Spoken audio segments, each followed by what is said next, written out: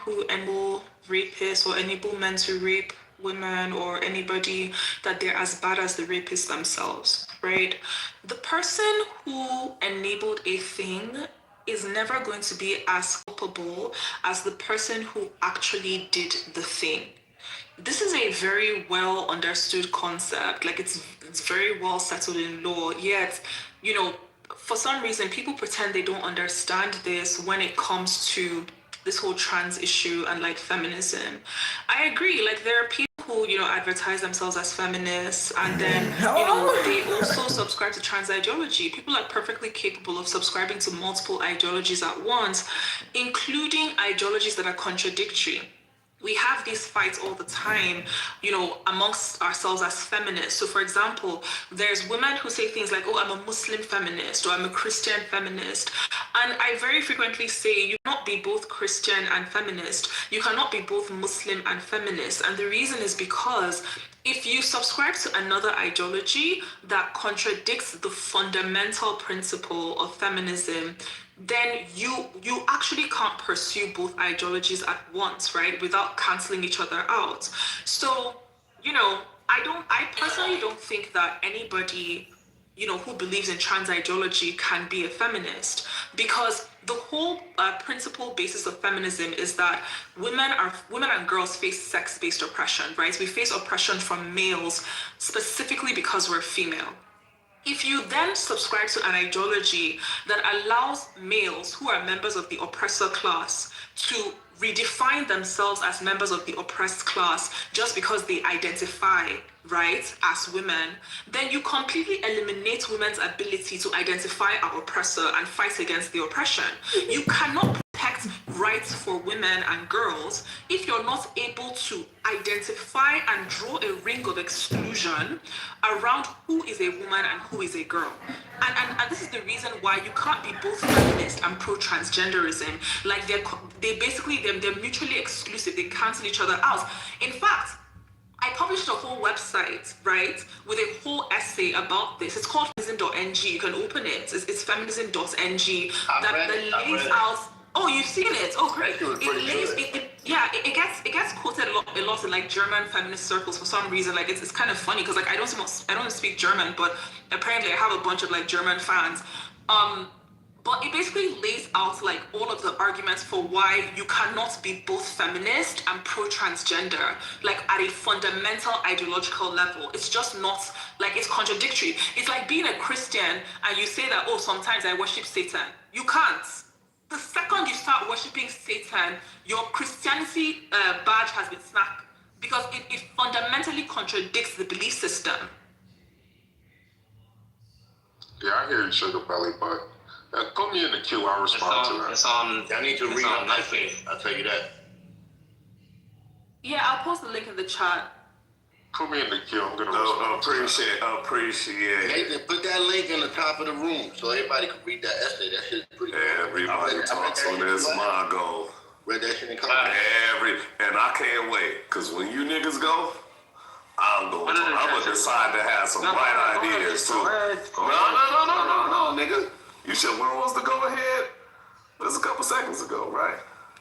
Anyway, we can see, and this is why, in certain, earlier conversations, I think within the week, we were talking about non-human persons, right? Where we can look into nature and find a certain design in societies that are built other than us that actually describe what men are and female are in a natural setting. Orcas, for example, crows, nigga, is you a crow? You know what I'm saying? That's what we said in the other room. The nigga said no. The crows are smart, nigga. You need to look at that. Anyway, here's an example of transgender ideology in nature as well. The sheep's head. Sheep's head fish go from fucking they born male, but then eventually they decide to be a bitch for some odd reason. You know what I'm saying? Like, and they lay eggs and shit like that. You know, and got all the bitch qualities. Now, we don't see the bitch qualities from our male to female, you know, constituents. But in nature, they do it better. And it's fucked up. Wish y'all would have used that.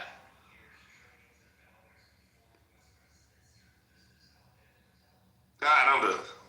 Next. Wait, Am I next? Sorry, but sequential hermaphrodicity includes the binary nature of sex. It's not a hermaphrodite. It literally go from male to female. No, yeah. It's my go. It's just one sentence. No, it ain't your go. Yeah, Nathan. It is my go. She having a back and forth with I'm me. so She sorry. wants to It's just a respond. small sentence, please. Okay. Yeah. So Night King, the phenomenon you're talking about is called sequential hermaphroditism, right? That is what it is, and it proves the binary nature of sex. Even when you have, so the animal being one sex, and then it later becomes another sex. It only can ever phase between one of two options because there are only two options. Yeah, but the parent fish can actually go back and forth. So I get what you're saying. And no, hold on. I'm not saying you're wrong. I'm just agreeing with you, just in a different way, right? And I'm being constructive with my disagreement. I know. Yeah, how I feel, nigga. So next time, just... You said Nathan, you could go, bro. Also, we can't have back and forth. I can't talk to Sugar He just answered the question. He just asked the question, bro. No, I'm just popcorn, but it's a cute. No, look, I'm just finna say this one little thing and then let me Come on, Kendo, man. Come on, bro. Come on, now you being strategically You can't front with me, bro. That's fucking biased, my nigga. Yeah. I'm always gonna be biased towards the women, bro. That's your punk ass stuff. Anyways, so let me just say this. Oh, okay. I'll be fast. And Jazzy, I see you. Trust me, you can get your turn. Kendo trying to take it from you. I got you, girl. But this is a Shaker Belly and to the room in general. Look, Shaker Belly and her ideology is being unfair. For example, when the women movement, white women coalition, and this feminine ideology started this movement, right? What they use postmodernism. A man would always tell you this, that there's a difference between women and men. But the feminists would say, no, we're the same. I should have the same rights as you. Why? Because we're human. Just because you have a penis doesn't make you more than a human than me. That's their argument. One even made an argument saying that patriarchy and any type of sex in a patriarchal system is considered institutionalized rape. Right? So these women, they use these extreme, dumbass arguments, right? They say, we're just humans, we should be given the same amount of rights as you. We should be able to vote. We should be able to do all this type of shit, right? When obviously there's a difference between male and females. There's an obvious difference. First of all, you're smaller than us. Second of all, your critical thinking skills ain't up to par with us, right? So that's obvious. You guys can't do the same things as us. We could argue that shit all day, right? But the feminists will tell you this. Regardless of all those obvious things, we should be considered equal. That's their argument. And they used that shit. And it worked. Because in a postmodernist society, hard categories does not work. It doesn't. Gave France its fucking freedom. That's what gave America its freedom. Those same beliefs that hard categories don't work. You can't just simply own shit just because you're a king and we peasants. You're human just like fucking me. You're not special, but they had hard artists back then. But anyway, I guess you get the point what I'm trying to say. But now, this is what Sugar Belly Dolls are doing. Sugar Belly Dolls are saying this. Hey, we used it, but you can't do it. Because the dang transgenders making the same fucking argument. Obviously, you know the difference. Just like we know the difference between males. We fucking know the difference. But they're not talking about the difference. They got some nuanced point that, hey, what you consider gender isn't the same thing as what I consider gender. And if someone could dress up and do gender performance shit, like get their breasts done, like what fucking females are doing now, get their ass done, get their lips done, I could do the same thing too and call myself a fucking woman. Even with the fucking thing, like, I can do that shit.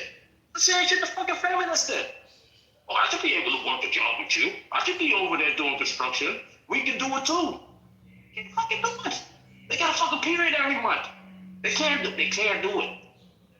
But you know what? We let it slide. And the feminists won that battle. And now they saying the trans people can't fight the same fight too. And they're not gonna let them in. That's bigotry. That's, for me, that's the same shit white people always do. And if you black, you should be ashamed of yourself. The point is this. They have the same fucking argument. They have a nuanced point. All they want to do is be considered a fucking woman. That's it. Just like how Nicki Minaj and all these other people could do all that gender performance shit. There's some males that believe that they could do it too. And they exist and they always existed. All I want to do is be rich. Yeah. So like do you know? Is it my turn? I'm pretty sure it's my turn. Thank you. On the queue. Can we get a reset? Can we get a reset on the queue so we know you are? Because I'm also asking. I'm after King Solomon. Yeah, and I'm also this man. And then you hang out. You'd be out there, Sugar Belly. And then Red Room. All right, let me write it down. Let me write it down. So it's you're going now. Yep. Solomon. Yep. Right. So after you is Jazzy. Yep. And then Sugar Belly, then Red Room. All right. We good? Yes, sir. And I'll be quick. So, Sugar Belly, once again, you killed it, but I gotta call you out. And Nathan already did. By the way, 98% of what you said was fucking brilliant. Again, I don't know speaking through you, but you are it tonight in terms of expressing the consequences that Sugar Belly refuses to acknowledge. The consequences of the rule set that they agreed upon, that their movement agreed upon, to essentially destroy society's objective rules and meanings in order to make these equality claims, blah, blah, blah, this and that. Everything you said was, again, 98% of it was awesome. Sugar Belly, and the funny thing is, you're making arguments us Christians have been making for the last 30 years. It is actually blowing my mind. You are expressing the Christian position on this stage. And obviously very articulate, but it's ironic that you've been forced to make the arguments we've been making forever.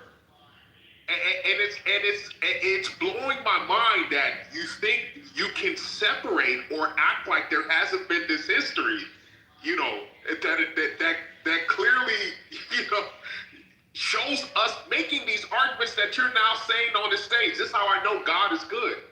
Because they were warning people like you years ago, decades ago, that this was going to happen.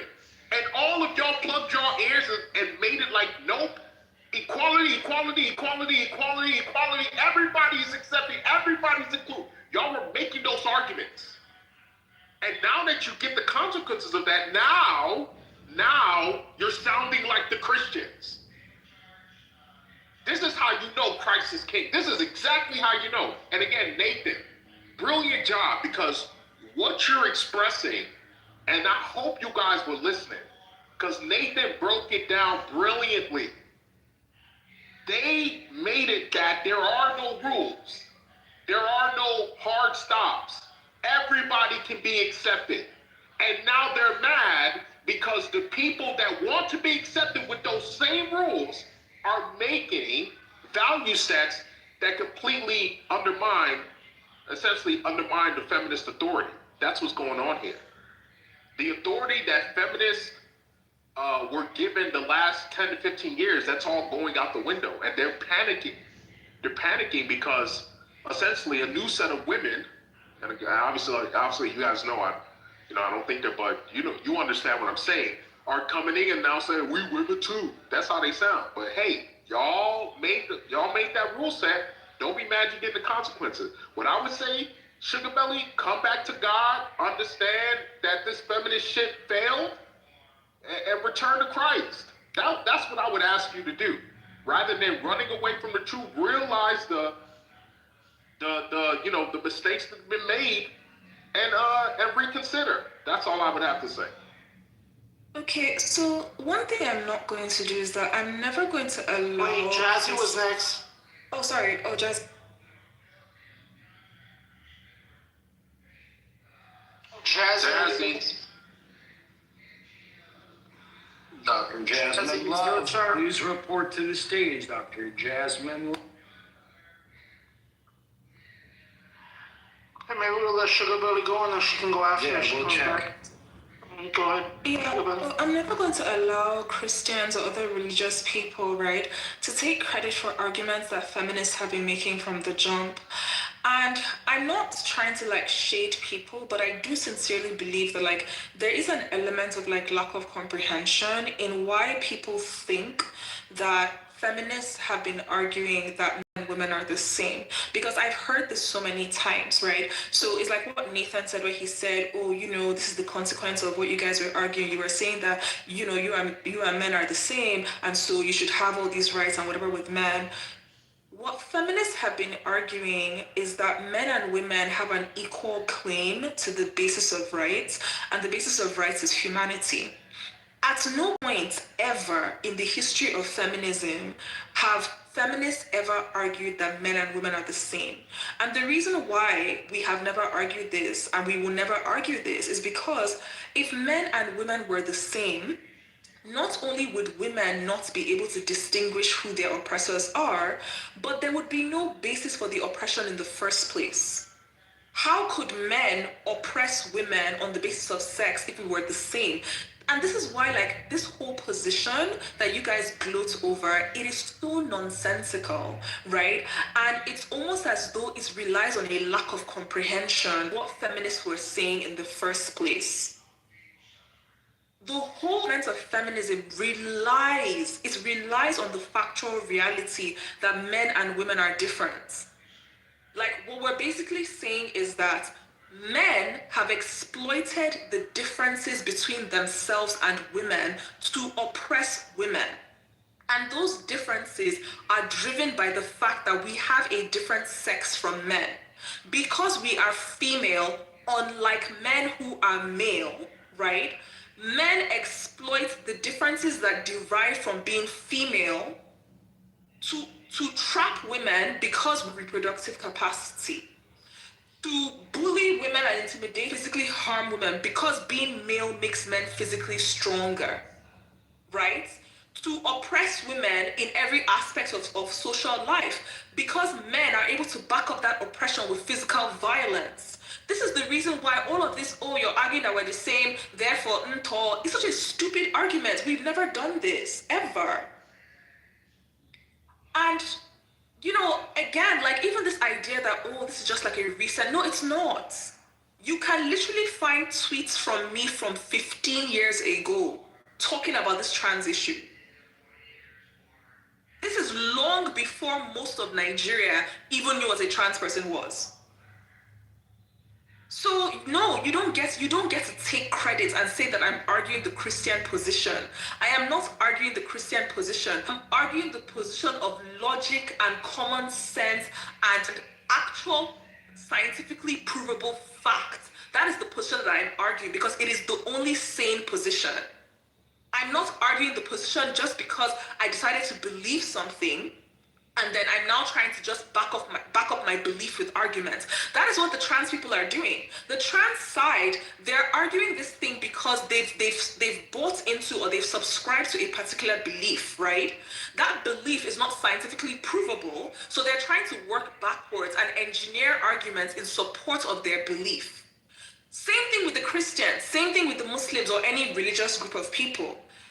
A lot, you find, like, people who are Christian or Muslim or whatever, and yes, of course, they don't agree that men can become women or whatever, but the reason why they don't agree is not because they know all of the steps that can actually prove this logically or prove it scientifically. The reason why they don't agree is because God said so. The God of the Abrahamic cinematic universe said so. He said that in the Bible that a man must not wear what was allocated for a woman, otherwise he has committed a sin. That is the reason. And this is exactly why I've said for a very, very long time, I think for years, Christians, Muslims, and other religious people, the same WhatsApp group as trans people. You're both doing the same thing. The trans people are trying to assert a change in reality on the basis of their subjective belief system. And the Christians are trying to dismiss the subjective belief system of the people on the basis of their own subjective belief system. You can't do that. You cannot dismiss somebody's religion using your own religion. Trans people are in a religion. Christians are also in a religion. If you want to claim that what the trans people are saying is not true, you need to prove it scientifically. You need to test against reality and prove that what they believe is not correct. So yeah. Is it my turn? Yeah, Sugar Belly, y'all deserve everything y'all get. Yeah, it's my turn. Jazzy's my turn. case. Go ahead, Jazzy. So, you guys are gonna be mad because it's gonna segue back to Sugar Belly, unfortunately. But I just feel like from listening, if the empirical data did not show that the trans religion benefited men more, that you wouldn't have a problem with it, right? Because it's a feminist talking point. So if transgenderism benefited women more, I think that you would be all for it. Is the reason you're against it so much is because it's male dominated and men essentially reap all the goods? Is that the reason, or what's the reason? That would be reversed then. No, the reason I'm against it is because it's not congruent with reality, right? So as a human being, so you can say that, okay, fine, my allegiance to feminism is because I'm female, right? Because it makes sense for me to be on my side. Of course, I should support the thing that would benefit me, or at least I should not support things that would harm me, right? However, apart from being female, I'm also a human being. I have to live on this planet. One of the consequences of having to live on this planet is that we need to know the nature of reality as much as humanly possible, right? And the reason is because when you don't know the nature of reality on this planet, it can have negative or even deadly consequences for you. So I also have to be biased in that direction. I can't just say that, oh, because I'm female, I should sign up for, anything just because that thing benefits females. Because if that thing undermines reality, then on the basis of me being a human, that is also quite dangerous as well. It's the reason why I don't support toxic femininity, right? Because people say, oh, feminists always complain about toxic masculinity, but what they don't realize is that I also don't support toxic femininity, because that too is harmful. I'm not going to just co-sign it because, okay, it's the female side. Okay, well, because you said that, I don't have another question, because my other question was, is feminism, or what is it? The feminine movement, whatever. Are feminists rooted in reality because we need men, to do things? But you just said it, like, toxic femininity is not rooted in reality either. So yeah, it's not. Yeah, you answered my question. Thank you.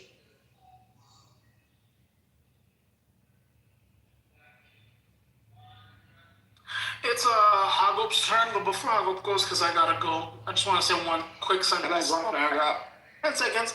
Yeah. The only thing I was gonna say, Sugar Belly, is that I think that what they're gonna argue, and this I heard, I don't know, in your side of the world, if you haven't heard this type of waves of feminism, but there's a wave of feminism, multiple actually, right? I think more than one actually, that claim exactly what King and Nathan was saying, that they do believe men and women are equal, exactly equal on every aspect. So I don't know if on your side of the world you haven't heard of those waves of feminism, but I think that's what they're gonna argue with you. They have a name? Who are those people? Different ways. It's just called feminism. Ew. Go ahead, Hugo. Q. This is my favorite subject. They're called 4B women. This is my favorite. Wait, how about, are you saying 4B? Are you saying that 4B is one of those waves, or are you saying something like a different? They're just one of those waves. So No, 4B is not one of those waves. So Yes, they we're are. gonna stick to the Q. We're gonna stick to the Q. Go ahead. Let's stick to the Q. I love this conversation.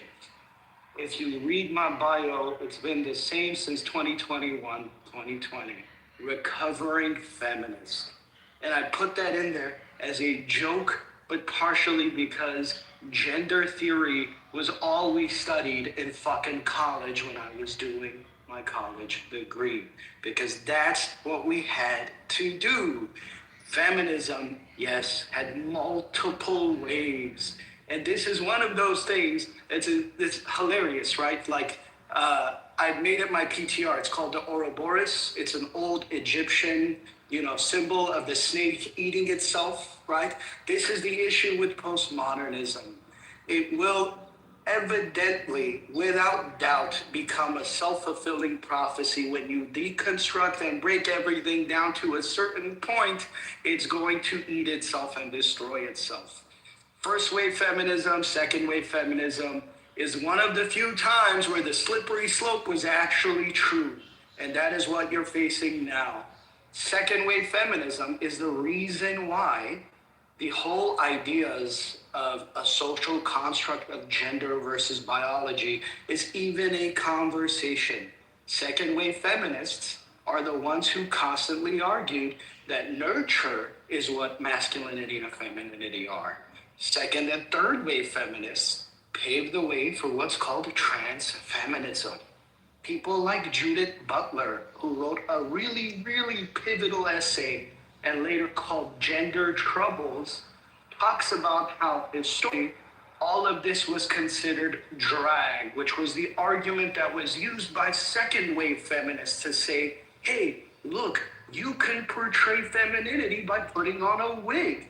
It's okay. This is fine, right? We begin to challenge quote unquote binary norms. We begin to challenge objective truths. And then eventually this idea, this weird thing called intersectionality becomes a common buzzword in academia, right? In the late 80s, early 90s, all the way up until the mid 2010s, intersectionality was the big buzzword to get published, right?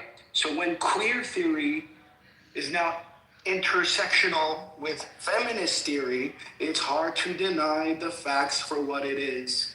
And it's ironic because Sugar Belly, today you would be called and categorized as a radical feminist. Even though I think your position, truthfully speaking, honestly speaking, is not a radical position, rather a logical position, a position from rationale that makes sense. But guess what? The postmodernism. Can I ask you a question? Yeah, go ahead. Are you a man because you act like a man, or do you? I don't believe. Or do you act like a man because you are a man? I act like a man because I am a man. Thank you very much. Thank you very much. No phone call necessary. No phone call necessary. I know. Hold up. I troll and I agree with all of this stuff because it's fun conversation.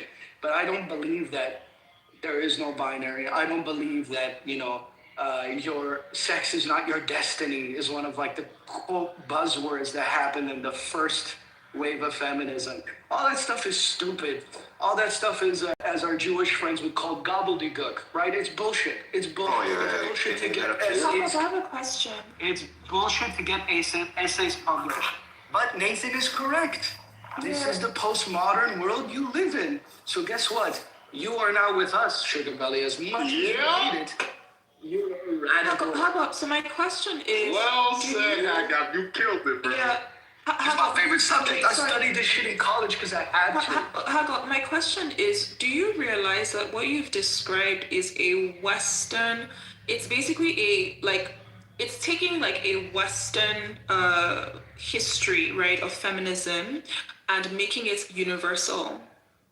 My dear, I am so glad you brought that up, right? Because Western ideologies and Western cultures are going to have to pay for postmodernism because this doesn't exist in the East.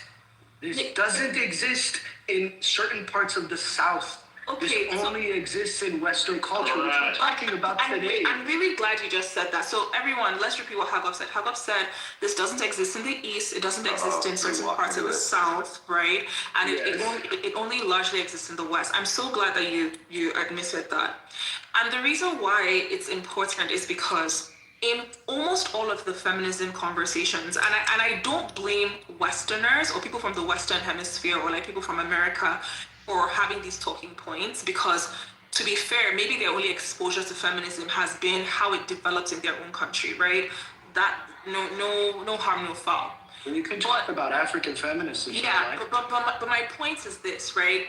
People take the development of waves of feminism in America and they talk about them as if this is what happened across the entire world. Meanwhile, in reality, that's not the case, right?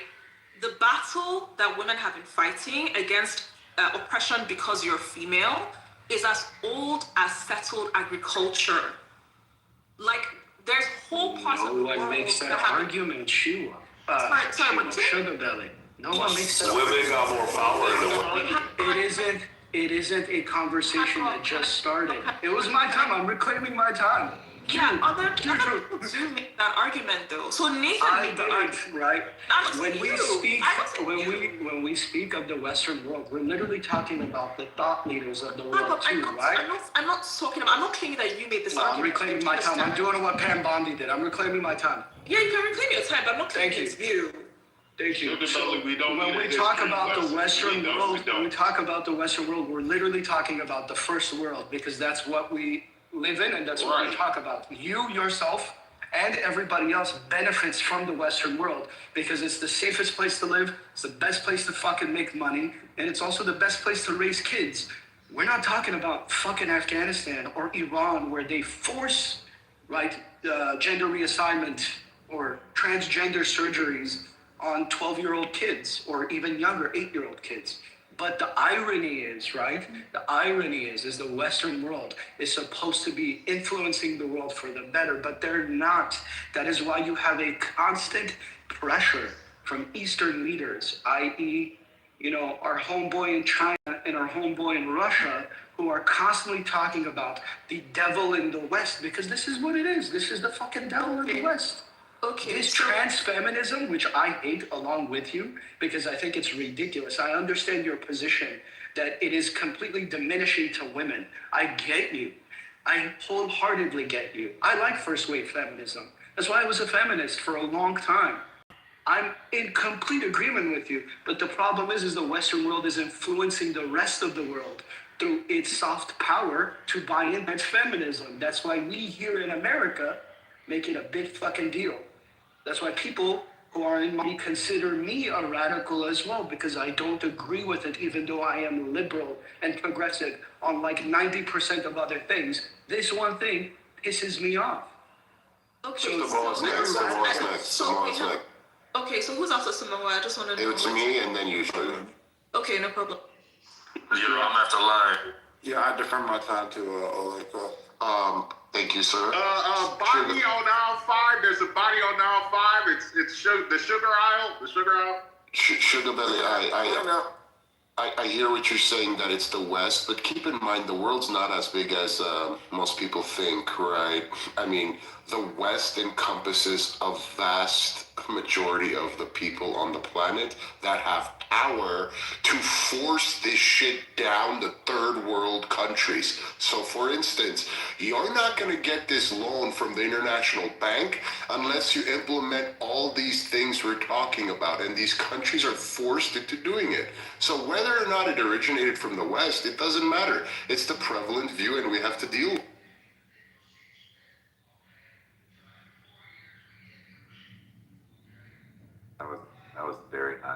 Yeah, last warning only. That was y'all are all killing it tonight. I love this man. What's up, King? Oh, sorry, was I outside or like? Yeah, it's you. Okay, it's you. yes. Yeah, so what I want to say is that I'm not even I'm not even claiming that like it's untrue that like Western ideas about this have influenced other places, especially academia, right? All of those things are true. However, it is important to point out that this is a purely Western view because we've been arguing for hours now, and not a single time has anybody said, "Oh, I'm only arguing about, feminism in the West," right? When people are making arguments against feminism, they are arguing about feminism in general.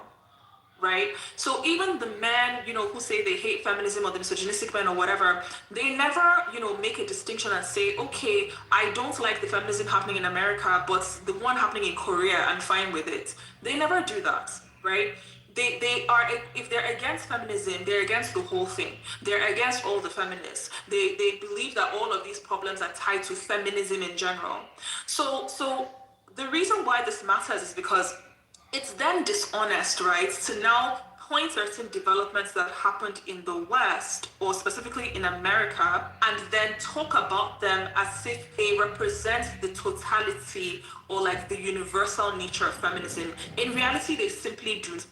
In Africa, in Asia, in South America, although South America is probably the region that I really don't know much about, so I'm just going to leave it out of the conversation, right?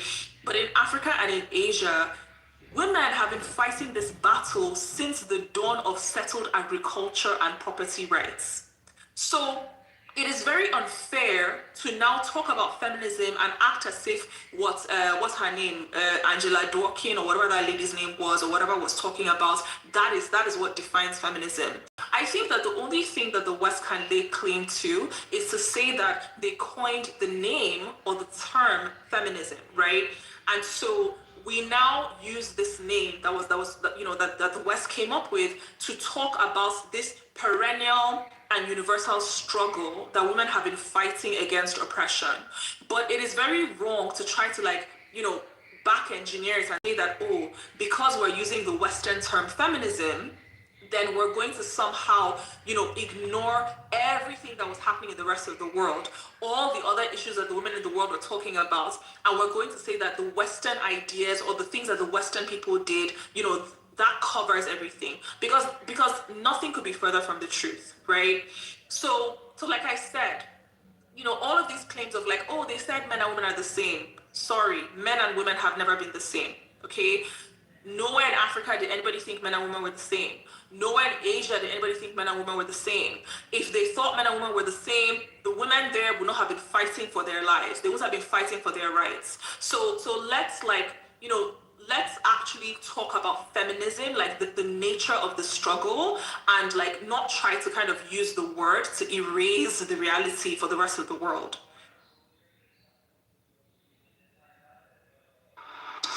Oh, sorry. I just want to say they announced Trump crimes in the I'm so sorry. files. I have one more question.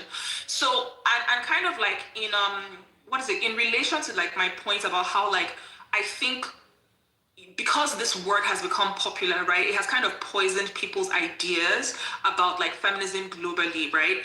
If let's say me as an African woman or an African feminist or whatever, if we had come out and said things like, oh, the feminists from Africa are called Umadaists, right? Like if there was like a different name for the feminists from Africa, would you guys still be making the same arguments? Yeah. If you saw that the feminists from Africa didn't believe this shit, like would you be making the same arguments? Yes. You wouldn't, probably. No, these white motherfuckers don't care about Africa. They don't care about. At the end of the day, Sugar Belly, respectfully, this just goes down to female biology. All of you are like Eve. You want to. Your instinct is to destroy society, and so your nature must be confined to an area in which it is productive and not the opposite, meaning destructive. Because if you allow women to do on their own, most 98% of their ideas will be to destroy society. Correct. That's just the way it is. And so It doesn't matter if feminism is in Africa or Asia or the West or blah, blah, blah. It does not matter. At the end of the day, women will try to do exactly what Eve did to Adam. That's just how you guys are. And it's unfortunate, but that is what we see. So it's almost like if you look at this as the 12 steps from 12 steps to destruction, every feminist movement around the world is along that line, right? The West is just the furthest. And so we've seen what you all end up doing. And so we're warning others, do not allow these women to essentially gain power without responsibility, because that's, at the end of the day, that's what it is. It's women seeking to have power without responsibility and a responsibility to society. When you give women power where they have no responsibility, they destroy everything. And so you can use your academics or your articulation and blah blah blah, and all at the end of the day, it's all arguments for destroying society at the expense of me, and my freedom. No, things don't work that way.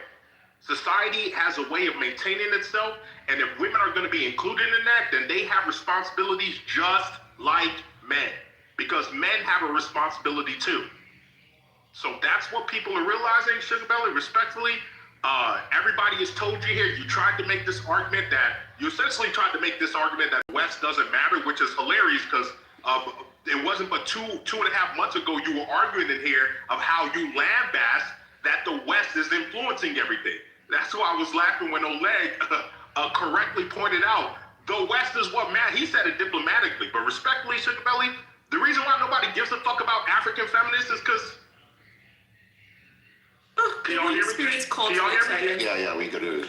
Yeah, that was my mother. I'm going to call her back. The reason why most people don't give a fuck about African feminists is because, respectfully, y'all don't matter.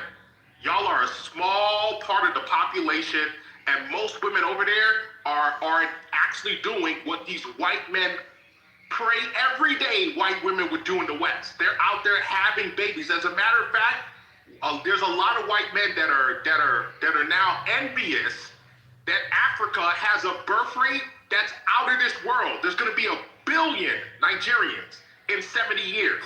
Epstein files. Wish they had those numbers. They're looking back in all their big Oxford institutions and all of this society that they built. They wish they could have the birth rates of who they say has the lowest IQ in the world.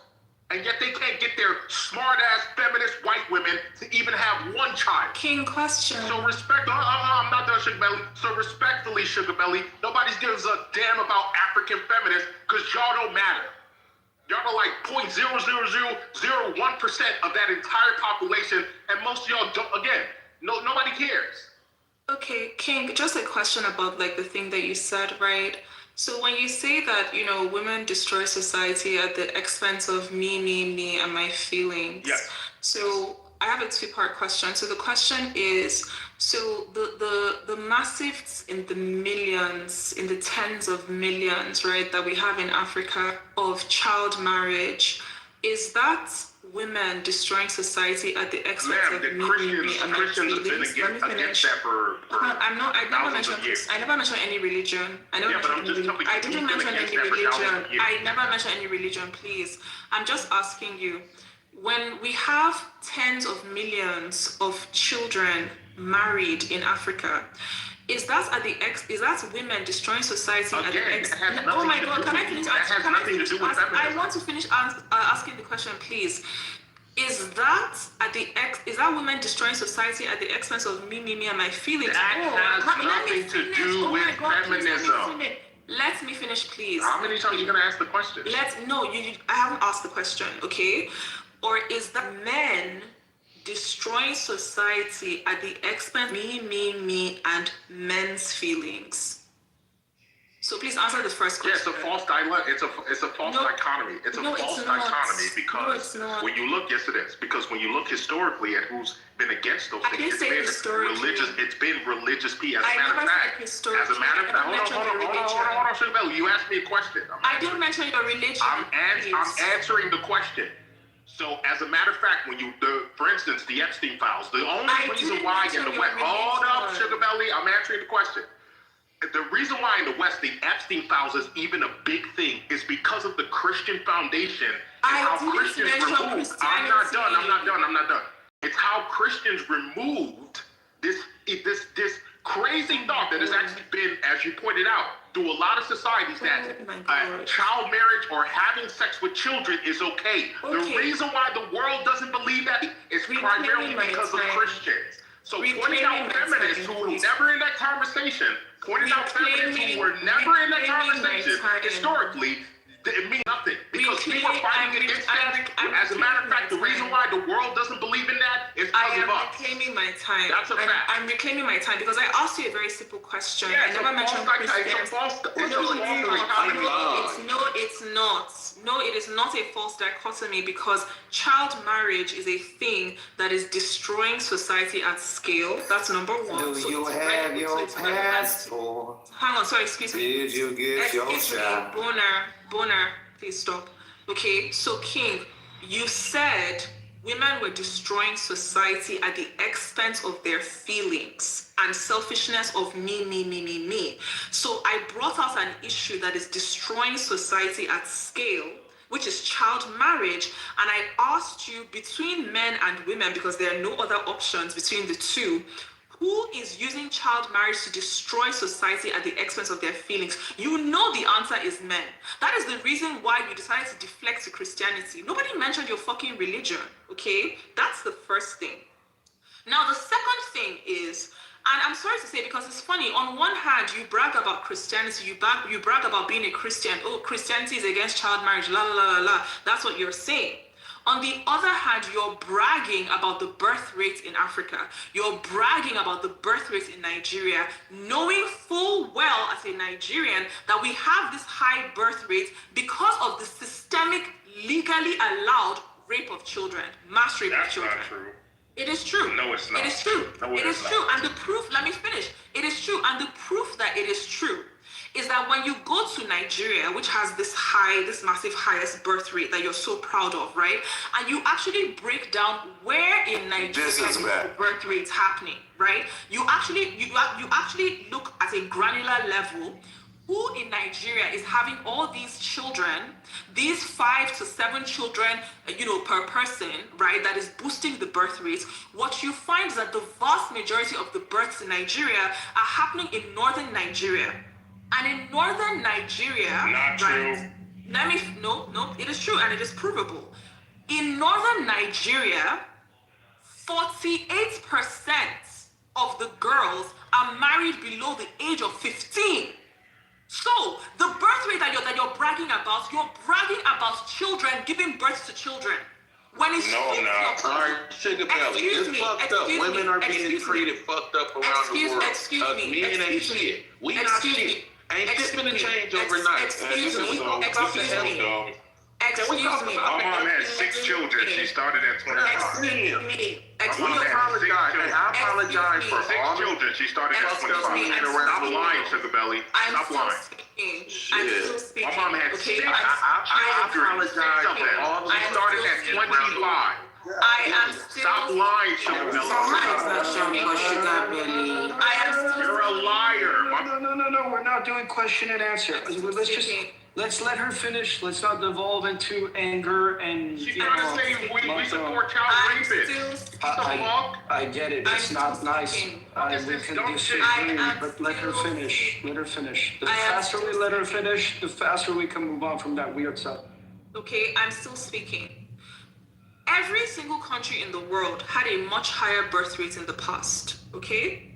So coming to tell me about how your mommy had 6 children, your grandma had 10 children, it's completely irrelevant. I'm not talking about the birth rates in the past. The reason why, as you so, you put it, you said, oh, white men today are crying about the birth rates going down. The reason why white men are crying about the birth rate going down, they're crying about it now in 2026, is because while the birth rate of white countries and all these other countries has been going down, right? The only place in the world where the birth rate is either holding steady or going up is in Africa. And then in because the Africa white man is killing them bitches. Can I finish, The white man is killing them. Can we talk about that? No, wait, Jose, bro. This is the last one. Just let her finish, man. Okay. Come on, man. She keeps just ranting about bullshit. All right.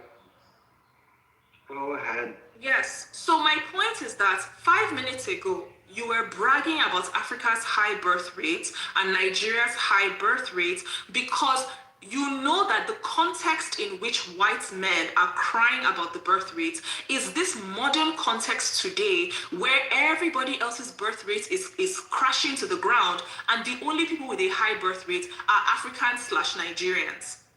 And that is the reason why I'm saying that is a very dishonest thing to do, because the birth rate that Nigeria has is being heavily propped up by the fact that in Nigeria in 2026, it is legal for adult men to marry children. Can I ask you a question? Can we allow Solomon to reply? Can I ask that question? It sounded like it was a direct attack. I didn't know that she was talking about your family. No, you're good. Hang up. No, you're good, bro. So this is fucking retarded. Anybody who's having a conversation, and this is how you do. You have your passport. Did you get your shot? Girl, wanna come back? Oh my Lord. I wasn't talking about his family. Please, I Good. I was just making sure. This is. And I'll be quick. This is how you know Sugar Belly's losing, because anybody who's thinking, nobody's thinking of child rape or child marriages when we're talking about high birth rates. No one's thinking of that. As I pointed out already, my mom had 6 children. That is my direct reference. She started having kids at 24, 25. No one is thinking of fucking child marriages, and she had 6 starting in the 80s. So Sugar Belly, just admit it. You're wrong, and that's why you needed to go to this off-subject, diabolical statistic that is not proven, right? That is not, once again, that is not proven. I'm not saying it doesn't happen, but this idea that the majority of women having children in Africa or having children in Nigeria underage is fucking retarded. And even if it was happening, again, that's not my reference. My reference are the women who are of age having multiple children. Because guess what? The women over 18 are also having 5 to 6 children. So let's not get into the weeds or get into other shit that no one's talking about.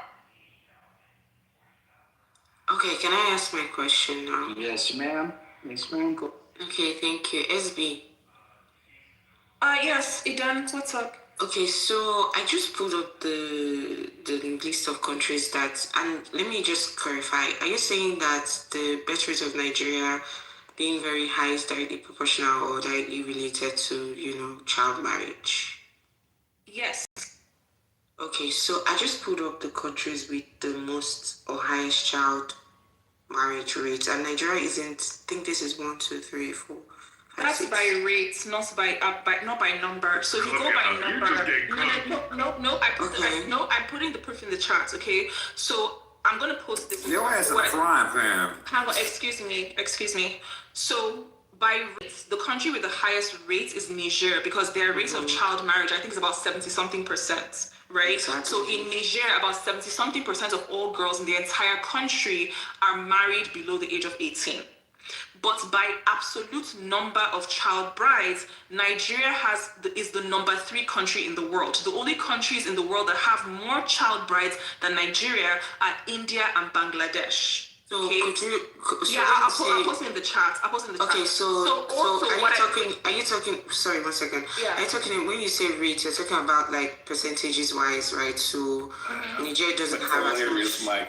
No, so Nigeria's percentage looks low because Nigeria has a large population. Do you get it? So Nigeria is 200. So I get that. People.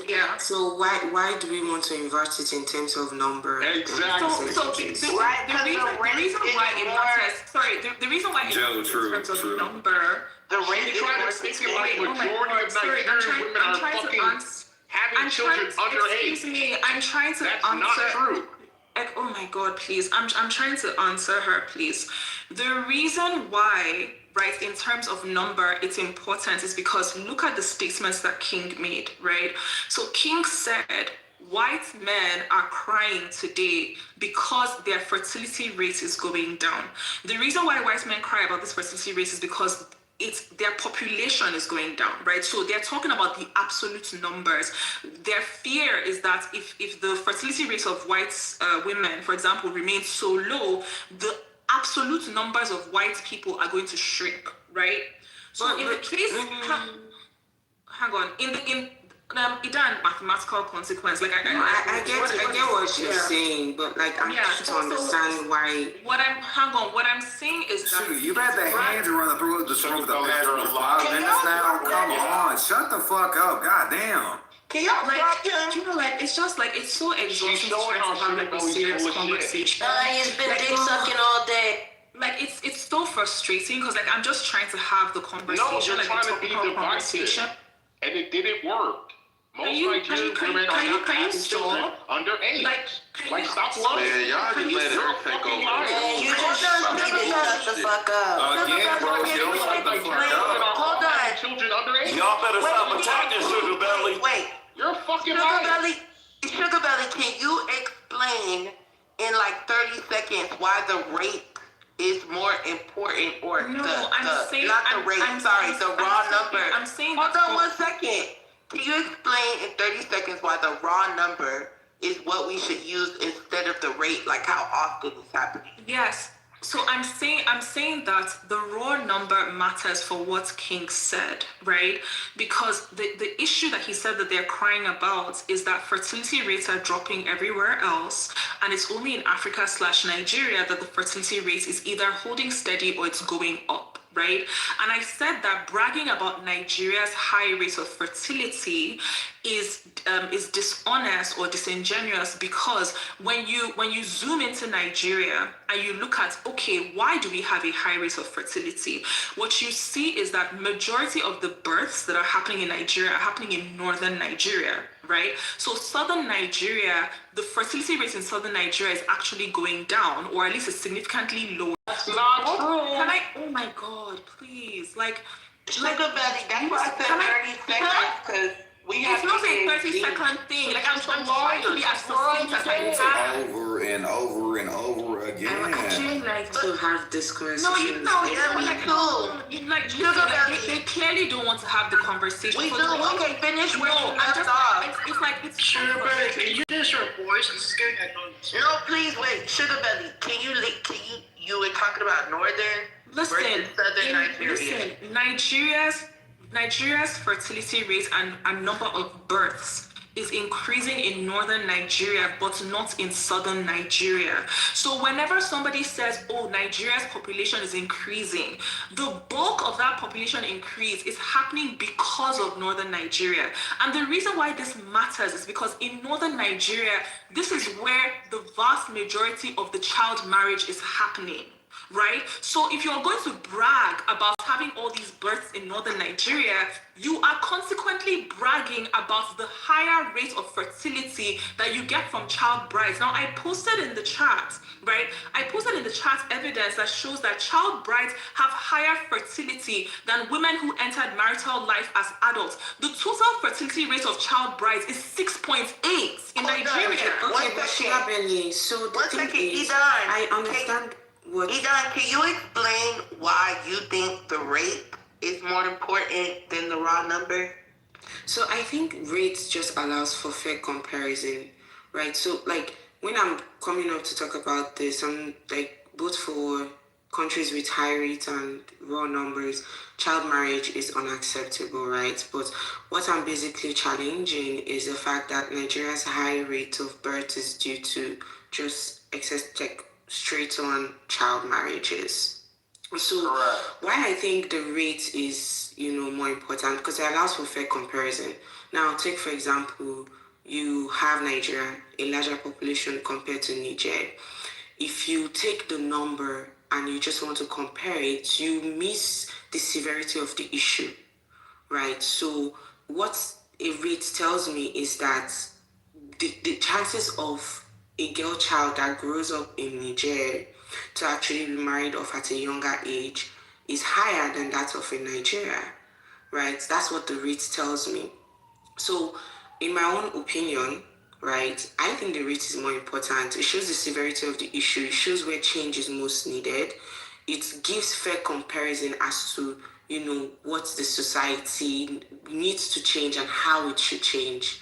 So, that's what I came up to address with Esme. Yeah, I like another reason about, just 1 second, another reason about why I think the rate is, the rate of childbirth is high in Nigeria is, I don't think it's solely just due to marriage. I didn't claim it solely. That's not fair.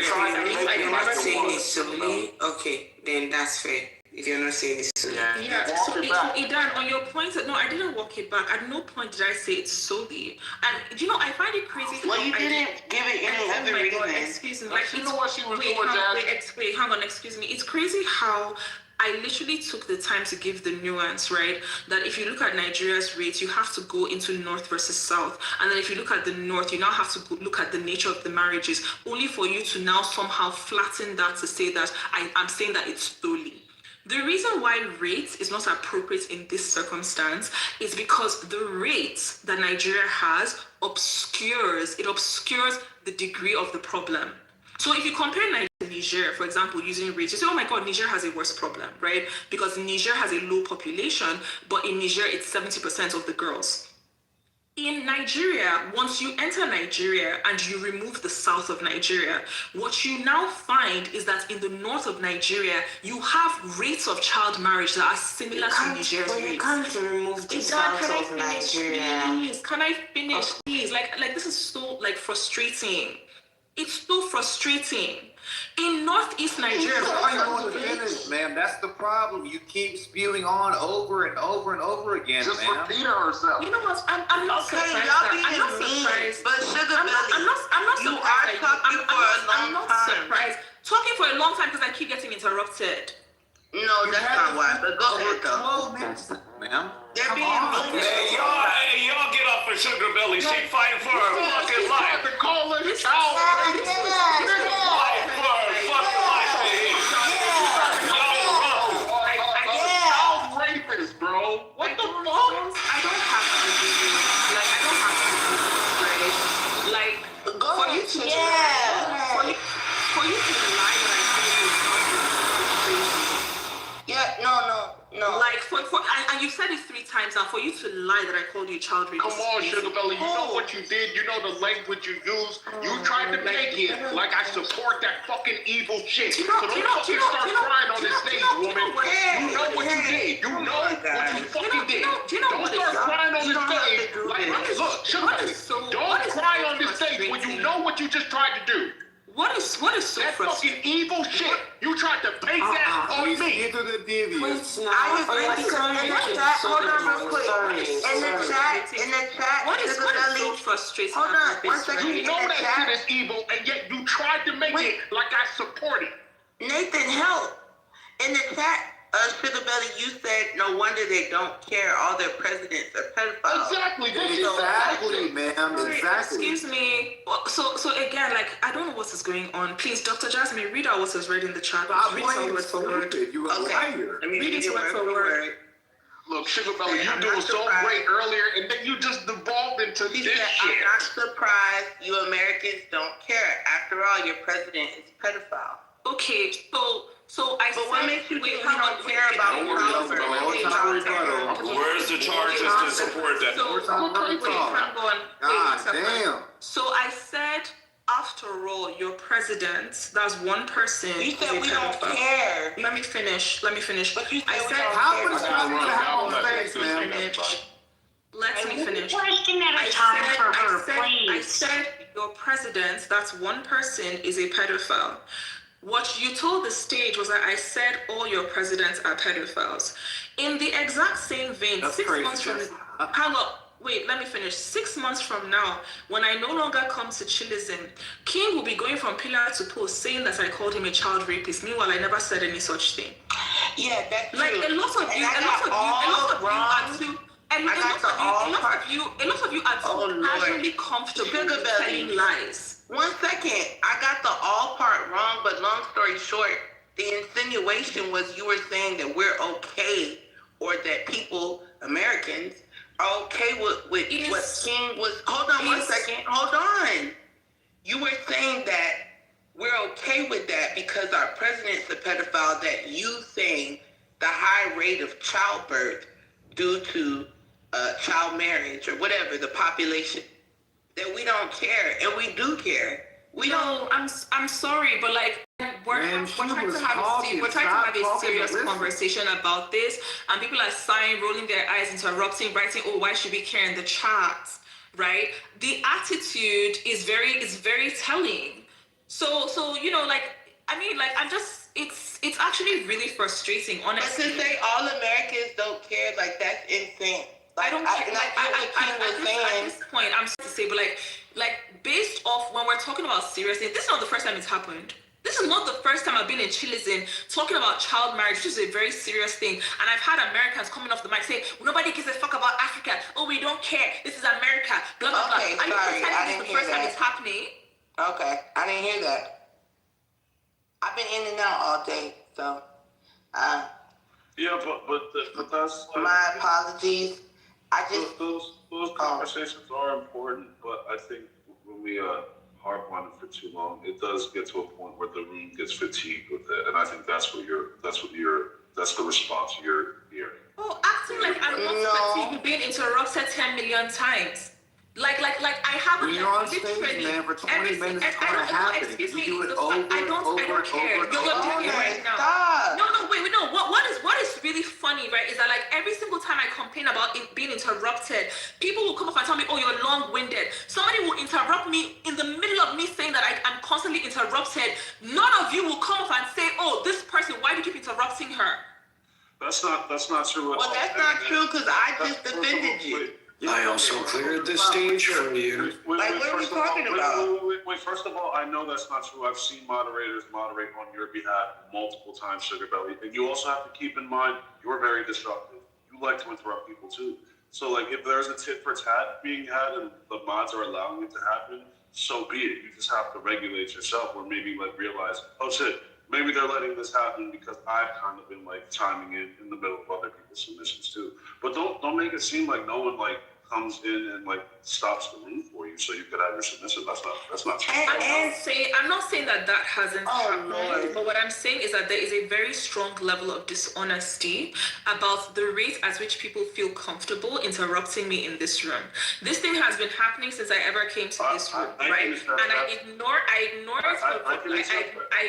it, right? Because okay, fine, cool, people in chillism are disruptive, but people are pretending as if like there's not this overwhelming trend of people interrupting me, talking over me, coming off their mic to sigh or whatever while I'm talking. Like that is a thing that happens constantly. So like I said, like, you know, if that's what you want to do in your room, fine, no problem. Like no problem. Like do that. Like I will just leave your conversation for you. I got something to say real quick.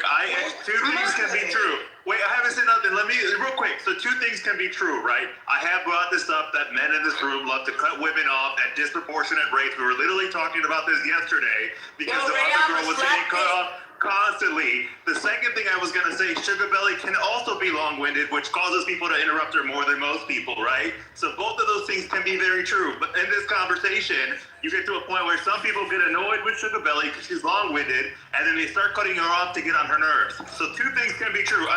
Can I say, I just want to say this. They interrupt everybody in the room, especially me too. Sugar Belly, I think you're good for conversation. Like I think you're a great addition to the room. And I appreciate you, Sugar Belly.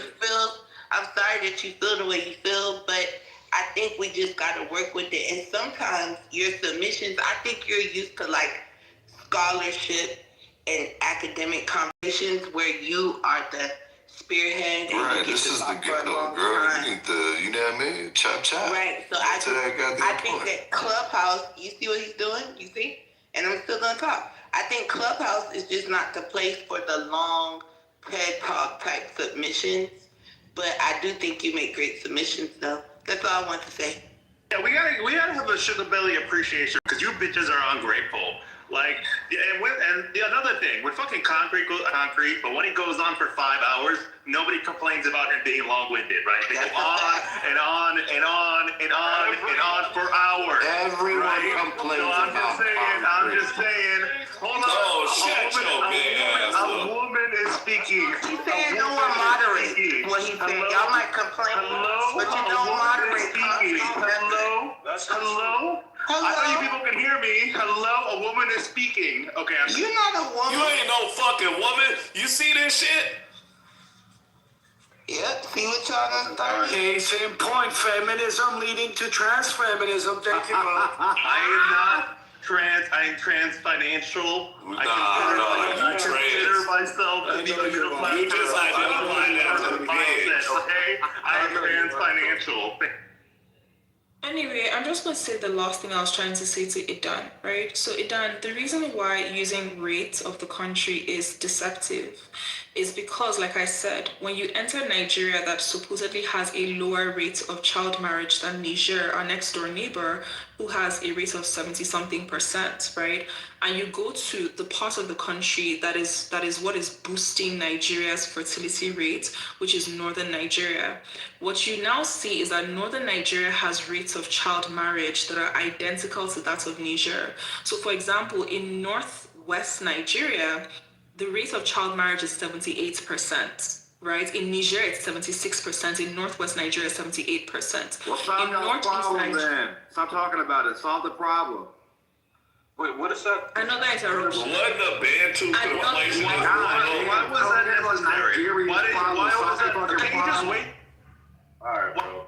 We're not doing this. We're going to respect people's submissions. She clearly was speaking. If you have like a question and she'll oblige of you, then sure, like go ahead. But if she wants to speak, just let her speak. I have a question. Hang on, I would like to finish what I was saying, right? So as I said, in northwest Nigeria, the rate of child marriage is 78%. In northeast Nigeria, the rate of child marriage is 70%, right? In north central Nigeria, the rate of child marriage is 61%. So King has now run away after falsely accusing me of calling him a child rapist, right? And I think that was extremely unfair, because what I said to King was that you cannot on one hand be bragging that Nigeria has a high rate of high fertility, that Nigeria is having, lots of new people being added, but you don't want to look at what is causing that high rate, what is contributing to that high rate. The high rate of population in Nigeria is coming from northern Nigeria. It's not really coming from the south of Nigeria, it's coming from the north, right? And in the north, the rate of children being married is 61% to 78%. So you have to factor that in when you're bragging about, Nigeria's fertility rate is going up. And also, he then tried to say that, there's no evidence. No, there is. Child brides have a higher fertility rate than adult brides. The rate of child brides in Nigeria is 6.8. Fertility rate of adult brides in Nigeria is 5. Can I ask a question? Yeah. Because you said percentage, and I'm not challenging you in any way. I'm asking you a question. Do you know per 1,000 people how many childbirths occur in Nigeria? Per 1,000 people? Because that's the way they measure the rate on Google, on all the studies I read. Yeah, it was what she's basically doing is she's dividing the north and the south and then saying, let's take the rates in the south, and then you see that even the rate in the south is quite comparable to that of a whole country in Nigeria. So she's excluding a whole portion of the country. I don't know. That's why I wanted to know per 1,000 people. Idan, the reason why for the whole country. The reason why I'm saying that, like, we have to look at northern Nigeria separately is because the rate is trending downwards in southern Nigeria, right? And the reason why that's relevant is because King's entire point was about the comparison of how in the West, people are crying because their fertility rate is trending downwards. And then he was trying to like brag on Africa or brag on Nigeria because our fertility rate is going upwards. But I'm saying that in Nigeria, in the South, it's, you know, we're having comparable issues. It's not as bad as the West, obviously, right? But that whole like upwards fertility rate that you're bragging on, it's coming from northern Nigeria. And in northern Nigeria, a lot of it is coming from the fact that they marry kids. Well, do you know the rate per 1,000 people? I'm asking a question because I want to compare. Because you gave me a percentage, Let me look it up. Nigeria birth rates per 1,000 people. Wait. So I have just a question, Sugar Belly. You were using a statistic earlier. You said 68% of marriages are childbirth. No, not of marriages. No. So it's of girls. It's of girls, right? So 60. Huh? What do you say? Of little girls marrying men. You said 68%. Yes. So it's 61. So 61% of girls in North Central Nigeria are married before the age of 18. In Northwestern Nigeria, it's 78% of girls, and in Northeastern Nigeria, it's 70% of girls. 70% of girls under 18? 70% of girls are married below the age of 18 to adult men. And then if you want to limit it to only those who are married below the age of 15, then it goes. Sorry, what do you say? That's awful. Yeah, it's pretty bad. And if you limit it to those married below the age of 15, right, then for the whole of Nigeria, it's 12% of all the girls in Nigeria, and for northern Nigeria, it's 48%. What's the childbirth rate? Because I think that's what we were talking about. The childbirth rate of child brides in Nigeria is 6.8, and then I think the general for the whole country. Let me just look it up 1 second. I wanted to know per 1,000 people so I could compare it to this AI overview that it gave me, because it didn't include Nigeria. It has a bunch of other countries. Okay, so I'm just asking you. Maybe I can look it up. I'm sorry. Yeah, so the overall birth rate in Nigeria, this is for the whole country, is 4.7 to 5.3, and per 1,000, that is 33 per 1,000 people, right? Mm-hmm. That's just as high. Yeah, so the other countries are 43 per 1,000, so that's not that far off. No, so that's the point I'm making. The point I'm making. Yeah, no, I wasn't talking about for your point. I'm talking about for King's point and whoever. Like, it's not that far off, the rate. Because remember, we were talking about the rate earlier, but whatever. Yeah, so Nigeria's overall fertility rate is 4.7 to 5.3 children per woman, right? This is for the general country. But when you limit it to child brides, it's 6.8 per woman. Well, per girl, really. So King was trying to act as if there's no difference, right? That this has nothing to do with marrying children. And I'm like, no. When marrying little girls can produce 6.8 children per girl, and marrying adults is only going to produce 4.7 to 5.3, then clearly the boost in the population is at least partially due to the fact that in Nigeria, it's legal for men to marry children. Or because they're having at least 2 children before 18. Yeah, but because they're not having all the kids at a minor age, but it's still fucked up. I'm not trying to agree with it, right? I'm just saying. All of them have at least 2 kids before they're 18, so that could boost. Yeah, okay. Yeah, okay. Yeah. Which is tied to the fact that they can marry them before they're 18, or even before they're 15, or even before they hit puberty. Like our law literally provides for the scenario where a man is married to a girl who's below the age of puberty. Ew. Sounds like y'all need westernization. Let's go transform. I know why sometimes this is why I say thank God for the West all the time, because I just couldn't do it. I'm sorry. I mean, Africa, realistically, Africa probably, and Africans don't like to hear it, but like they would benefit from colonization. Like they can't really govern themselves, and I mean they have fucking low level. I mean, if you look at like even like Zimbabwe, there's no reason they should not be basically feeding half the fucking continent.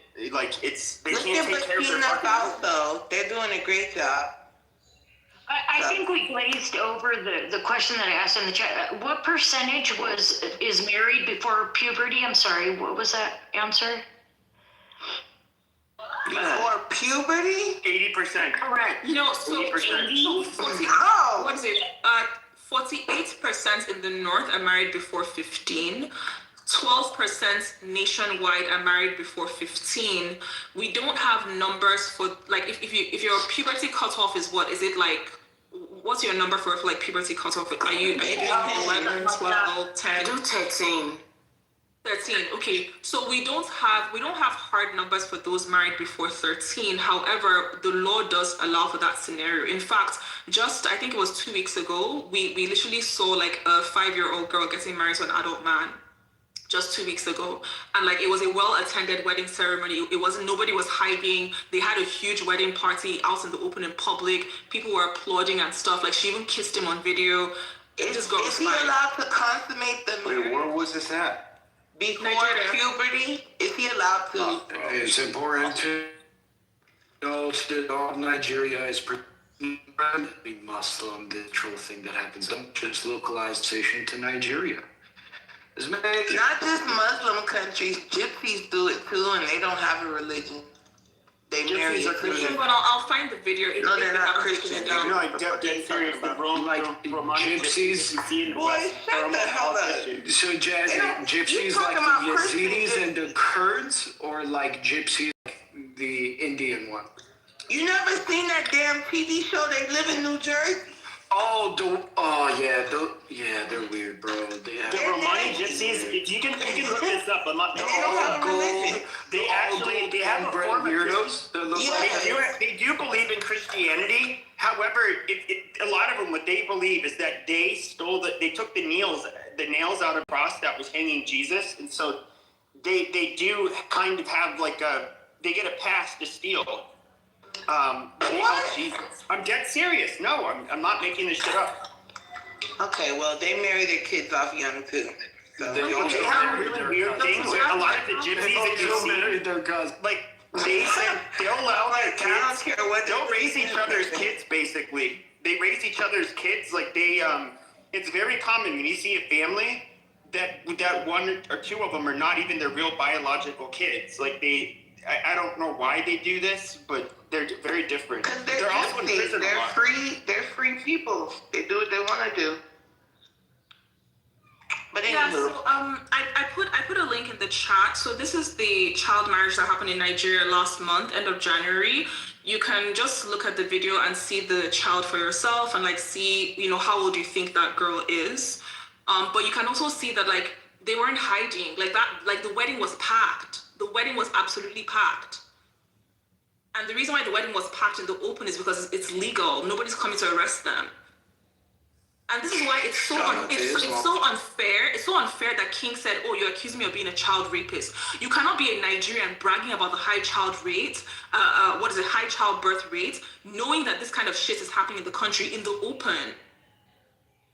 But there are a bunch of savages that live there. Why do you care? They're not that savage. These are civilized people doing this. And that's what you don't understand, you dumbass nigga. They're not hunter-gatherers.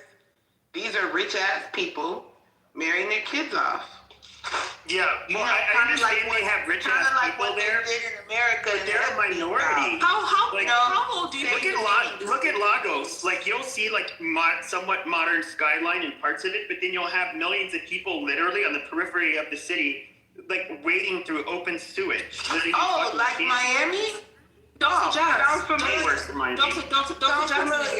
Dr. Jasmine, how old do you think that girl in this video is? Let me look. How old do you think she is? Look at it. This was January 31st of this year. I don't care how old she is. She's obviously too young. Yeah, she's obviously 6 or 7, right? Maybe 5. Yeah, it doesn't even matter. And the man she's married, that man is 20-something. That guy is 20-something. Regardless how old he is, that's insane. It is a sickness. It's not that insane, though, if you think about it. It's definitely like when I don't like to talk about this because we did just come from this part of society like 100 years ago. No, like even 60 years. Like look at Elvis. Yeah. He was dating a fucking 13-year-old. And it was normal. It was normal. Yeah. And I don't You like guys to talk know- about this shit.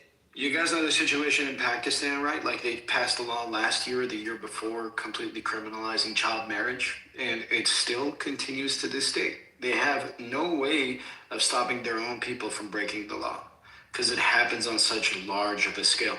Again, shout out to the Western world, shout out to Westernization. It's a double-edged sword. You gotta take transfeminism. So what, you want another Christian crusade? Because that's the only way you could stop people is killing by killing. I'm not a Christian. I do. I'm not with y'all. Jesus, God never called for no damn Christian, nobody to kill nobody. You guys are sick. I didn't say anything about You're Christianity. sick. No. You're sick. So to the point that you made about westernization or whatever it is, Western world and stuff, right? This is like what I mean when I say that people ignore the activities of African feminists who were the ones fought to stop these things. So for example, look at Malawi. Malawi had child marriage like the rest of Africa, that was very normal for them. They've had so many different men who came to power. They were kings, they were chiefs, they were whatever. None of these men thought there was anything wrong with child marriage. They let it happen. They get a woman who is a chief or a king or something, and what does she do? She bans child marriage, and not only does she ban child marriage, she actively goes there, her group of people, and forcefully drags the girl away. And she's done You're talking about so many. Banda? Sorry, what did you say? What was her name? Well, let me look. She was chief in Malawi, right? She was. She was president. Yeah, not the president. I think she was the king. She was a traditional ruler or something, right? But the point is that she used her traditional ruler authority, right, to physically force the child marriages over. She wasn't okay, stop doing this thing, it's bad. No, she was in the authority vested in me, I am ending this shit today. Another woman, I think it was either Kenya or somewhere else, she too was ending child marriage. And what happened? The men murdered her.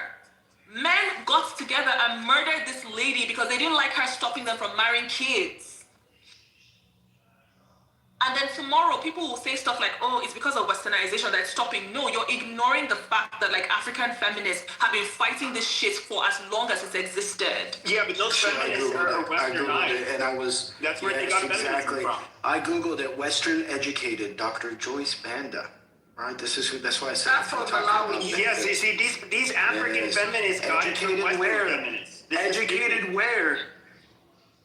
Yeah, but her being educated in the West doesn't change the fact that women have been against child marriage. No, it's Western influence. But hang on.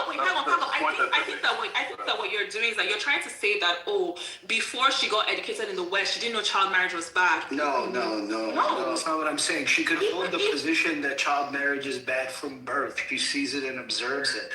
But the infrastructure or the structures that be to actually implement change and how to do change is through her westernization process. She went to school in Canada for a bachelor's, a master's, and a PhD. She studied in the West. She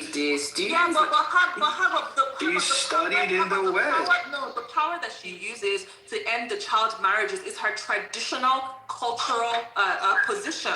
If she didn't have that traditional cultural power, she wouldn't be able to do anything. It's because she literally has this position. Yeah, but this is stupid. It's okay, how did Marxism spread all over the world, for example? Credit to the West, bro. That's it was I'm not saying that you can't credit the fact that the West has influenced things. I literally said that a lot of these first wave, second wave, third wave feminism ideas from the West, they influence a lot of academia. I said that. You remember when I said that? Right. And I think they influence a lot of Africans, right? If that's what you're saying, I could be too, right? You would disagree with that? Well, he's saying that feminization, feminism and westernization influenced a lot of African academics as well. African feminist academics. I think that's what he's saying. Your mic is kind of low. Like, can you repeat that? Oh, fuck. Wait, hold up. I'm gonna fix it.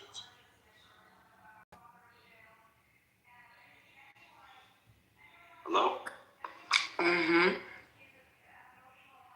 I think Hulda is saying that, the feminist movement also influenced a lot of African feminists as well, like Afro feminists. Yeah, no, I don't disagree. I don't disagree that the Western feminist movements have also because they've influenced everywhere, right? So I don't think that there's any part of the world, that is familiar with like the West that hasn't had some influence. So I don't disagree. But I'm saying that on the issue of child marriage, the opposition to child marriage is much, much older than contact with the West. Sure, yeah. Sure, but do you discount, but I guess, how could we, isolate and, be, sure that, a Western, education and upbringing has nothing to do with, her positions, do we know that for certain, or is this I'm not saying that it could not be a factor, and I think I don't know why people are flattening my positions to these black and white lines in the sand. I'm not saying it cannot be a factor. Just asking questions. Education takes your ideas and radicalizes them, reinforces them, turns iron into steel by refining them. And when that education is directly affected, funded, or in any way shaped by Western culture and ideologies, if you will yourself adopt certain mechanisms and ideologies of the West. Someone brought up Mandela. Mandela was really into Marxism at one point. Mandela studied at, I think, you guys can correct me, someone knows better than I do, but I know that he studied at British schools that caused him to feel the inequality even more than he would in his day-to-day life. That in itself is the westernized effect. It happens everywhere in the East too. Eastern leaders are directly influenced by Western education systems. Some of the biggest, greatest leaders of the world graduated from places like Sorbonne, right?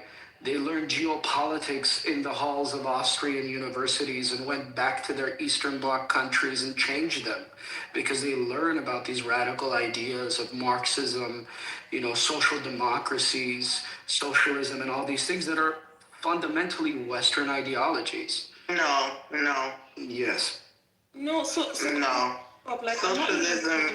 When it comes, especially economic Marxism theories, and socialism are Western ideology. Yeah, the economic theories are the ones that spread all over the world. Whether it was far left, whether it was different forms of capitalism, that literally did radiate out from the West into the rest of the world. Most of them niggas come from the East. Yeah, I don't think that the claim, right, is that these things don't influence or refine ideas. But when it comes to things like child marriage, for example, you've had this opposition for a very long time. Like, if you look at India, for instance, in India, you can find so many cases, so many instances of stark illiterate girls. These are girls who have never seen the inside of a school. Opposed to child marriage. They don't want to get married. They stall. They have to physically drag them. They run away. They abandon their family. They pretend that they're crazy. They go to temples to kind of seek refuge or whatever. This has been happening all over the world for thousands of years. So the idea that child marriage is bad is not a Western feminist invention. It simply isn't. The most you can ever say is that somebody who already, just from observing their own society growing up, they already came to the conclusion that child marriage was bad. If that person gets a Western education, they may say, okay, now I really have better tools to describe why it's bad, right? Or I have better arguments to make about why it's bad. But we literally have illiterate women in Nigeria, illiterate women all over Africa, who, when you talk to them, they say one of their greatest regrets in life is that they were married off as children. So it has nothing to do with Western education. Yes, it does, Sugar. You just It's straw man specifically- me and specific- steel man my point, which is crazy. Sorry, go ahead. I mean, specifically in India, I mean, here, I just put it in the chat. I mean, yeah, they banned a lot of shit that came from the West. No, I'm not claiming that they don't. So again, And look, like, Sugar, I'm not saying there weren't people in India. I'm not claiming that the British didn't ban this stuff. Like, I don't understand like why this is always the response. Like, if the British also didn't agree that this stuff was right, and the British were in the position of power to ban it, yeah, that totally makes sense. Like, that's how it played out historically. But what I'm saying is that even when the British rolled into India and they said we're banning this shit, right? Inside that same India, you had tons of people who were against the child marriage, but they themselves were not in a position of power to do anything about it. That's my point. No, I understand your point. And what I'm saying is not, like, it's not going against what you're saying. But the West had the power, right? The West could have came in and said, you know what, everything looks kosher here. We're just going to send some postcards back home. Just keep doing what you're doing. But that's not what happened in our timeline. Yeah, but I agree. Like, I'm not disputing that. Like, that is what historically happened, right? Which is why I said to Hagop, the West influenced a lot of places around the world. That is true. But my opposition, right, is based on this idea that had they not encountered the West, the people there would not have seen anything wrong with child marriage. That is true, because they have to be... PP, 1 second. I'm saying that the opposition to not only child marriage, right, but a lot of these barbaric practices, that opposition has always been there in these societies. However, what tended to happen is that those who were opposed did not necessarily have the power to stop those who were in support. Yeah, because usually, like in Afghanistan, the men are the ones with power. And unfortunately, as you saw, as soon as the West, America, and allies left Afghanistan, those fucking idiots started to do the same exact things they did before we were there. So yeah, it's the men who have power, and they don't want to implement stuff that we think is reasonable. So this is where I find her justification to be like not kind of unreasonable. People don't think something's wrong often until they are, or until they see that there's a different way, a better way. Like, I'm sure a lot of the girls, for example, he brought up Afghanistan. They probably think it's an injustice that they lost a bunch of their rights and girls can't go to school now. That's especially going to be so because, well, they used to be able to go to school. But how would you... the only way these feminists in Africa come up with this shit is literally... They went from 0 to 100 once, and it's all because of their influence with the West. They didn't come up with this shit on their own. Okay, so PP, like, it's really I'm not surprised that you have this opinion because you're a male, right? So I can see how a man would not realize that the mere experience of either you yourself going through child marriage personally or observing other girls close to you going through child marriage is sufficient for you to come to conclusions about how child marriage is bad. It's crazy that you think that in Africa, where child marriage was rampant, billions of people had to wait for the West to come to tell us that child marriage is bad when they literally had the opportunity themselves to experience being fucked by an adult man when they were 7 years old. You read that's not what I'm saying. Chicken belly. No one's saying that chicken belly. And sugar belly, I'll actually make this comment. Okay?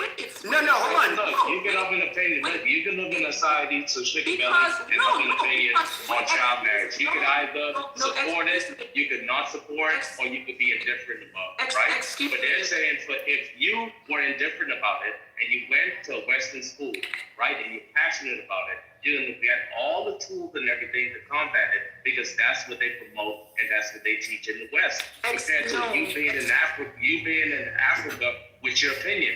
You're just going to have your opinion. Just like you said. And this is stupid. Like, you literally have cultures that don't even think, for example, rape is that serious. They actually think rape is like they think, like, for example, there were native tribes in Mexico. This was going on into the early 2000s where and these are very rural areas, but of course, in the cities where the judicial system and the police, kind of have more control. Rape is wrong. It's illegal. And of course, most of them are Catholic, so it's just bad. But with a lot of these natives, they would say rape, like, ha, that sounds like a silly judicial law. Their concept of rape being a very, like, violent or something that would, like, tarnish you or dirty you, that didn't even register in their mind. You didn't take somebody's quote-unquote innocence. This is such a racist... And that's not racist. No, this was actually something that would... No, this is not racist. You're so stupid. Excuse me. This is how low IQ you are. We're talking about people with phenomenal... You gotta let her rebuttal. Excuse me. Let her rebuttal. She's so stupid. Even if she's strawman you. Because I know it's not some one-drop Mexican mom girl that is telling me that I'm low IQ. So as I was saying, this is such a racist and misogynistic point of view. Because you say, there were cultures that didn't think there was anything wrong with rape. Whenever people say this, it relies on ignoring what the people who are the victims of that thing think. Okay? That's what it relies on. You have a culture where rape is rampant. And because rape is rampant, here you're surmising that, in this culture, rape is okay. Why is rape bad? Why is it so traumatizing? I'm talking. Why is it traumatizing? I am talking. Let her finish. Just let her finish. I'm talking. Let her finish. The question that PP just asked proves the point that I made when I said that I can't why PP would not be able to understand how African with no contacts with the West could come to the conclusion that child marriage is bad by themselves. Because he just asked us now, why is rape bad? That's essential to the question. Excuse me. No, I asked her. Why is rape? Why is? Let her finish though. She did just finish. She didn't. No, she didn't. She was trying to get to a bigger point. Can you drop him? Because I'm getting a headache. No. Headache. Drop him and bring him back up when I'm done. Right? No, he's not going to interrupt anymore. Go ahead. He just asked us, why is rape traumatizing? The only way you can ask that question is if you refuse to consider how the person who is raped would feel as a result of them being raped. And it's the same thing with child marriage. The reason why you think that people in Africa cannot basically figure out that child marriage is bad is because you simply refuse to consider that Africa had millions, hundreds of millions of women, right, who were as children, and they got to experience firsthand why child marriage is bad. And you dare to call me low IQ. You're basically subhuman. Sorry, can I reply now? Look, can I just make a comment right here? I remember when I was in philosophy class, my professor said this. When you say the question or you ask the question and you say, hey, it's obvious the answer is this, that's just a sign of indoctrination. Like, hey, that's a stupid question because you know why. That's just you being indoctrinated to feel something. He's saying this, look, but in certain society, and look at how you would have to go to the victim and say, did this hurt? And they say yes, then you understand that, hey, the rape is bad. But I think what my boy Pepe is saying is something like this. What if you get a victim that say, hey, it's whatever? Then you take their position and then rape is whatever? Based on your argument, Sugar Belly, yes, that would have to be the case. And if a society is based like that, then, hey, the only way they'll know about rape being bad, not just from being a victim, right? They will know about it from being educated by other people, explaining that, hey, this thing is bad. This is the problem. Let's have to explain it more. Sure. See, I knew she was going to try to drown on. See, yeah, Sugar Belly. Can you just drop her and then until I'm done? I mean, it's so obnoxious. But anyways, okay, the reason why that was the most important question is that the trauma, especially when it comes to something like rape, is the trauma that really sticks with you is the psychological trauma, not generally the physical trauma. Now, And how would you know this? Let him finish. That is actually really well known. It's literally, it leaves psychological. Sugar Belly, he can read. Let him go. Yes. Let him go, Sugar Belly. It's the psychological scars, and you also have to have a worldview where things are looked at, where you see sex as being sacred. It's a gift. It means purity. Like who enters your vagina, who you stick your penis in. It is something that it should never be taken from you. Now, when you get like really rural people that have a completely different conceptual view of everything, this has nothing to do with race. These are people that are separated from society. They just have a different worldview. The Aztecs thought it was good to fucking rip out people's hearts while they were alive. To do sacrifices that were for the greater good. Okay, that's what they believed at the time. We'd say it's barbaric today, but can you blame them if that's all that they knew? Not really. And so even when it comes to rape, part of the reason, if we did not have, like, for example, like, let's wipe out the Abrahamic religions. If there was zero religiosity or morality tied to, for example, sex. If sex was something as commonplace as, I don't know, getting pizza. Okay, it's like the getting raped is not as traumatizing, at least psychologically, for some people that come from much different cultures, and it's a cultural thing, not a racial thing. But for whatever reason, it's such a deeply bigoted thing to say. It's not bigoted. It is bigoted. How is Come on, it Sugar bigoted? Belly. It's okay if you don't like it, but you know we let him finish. You know we let people finish. There's nothing bigoted about this. Go ahead. Okay. Pepe, when did child marriage stop being a thing in Europe, and who they learned it from? When did who stop colonizing in Europe? When did child marriage stop becoming a thing in Europe, and who did they learn it from? I don't know who they learned it from, and I don't know when it stopped. Right, because people knew that it was wrong and they found a way to disband it. If you cannot make the same argument for Europe, why would you make the same but argument we for Africa? all know that Egypt. But we all know that Egypt was. Yeah, but I was making a cultural argument. Don't answer with it. Wait, Matt. But Matt, when you saying this, it's universally wrong, Matt? I think people came up to the idea that it is wrong on their own, not because one influenced the other. But no. I do agree. I agree with you, Matt.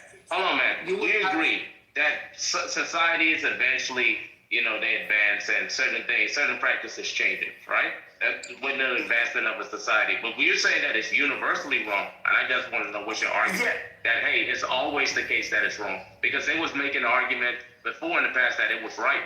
Exactly. This is where, Matt, you and I agree on this point, okay? We all know that Egypt, Mesopotamia, basically parts of North Africa and the Middle East were more developed than the vast majority of Europe.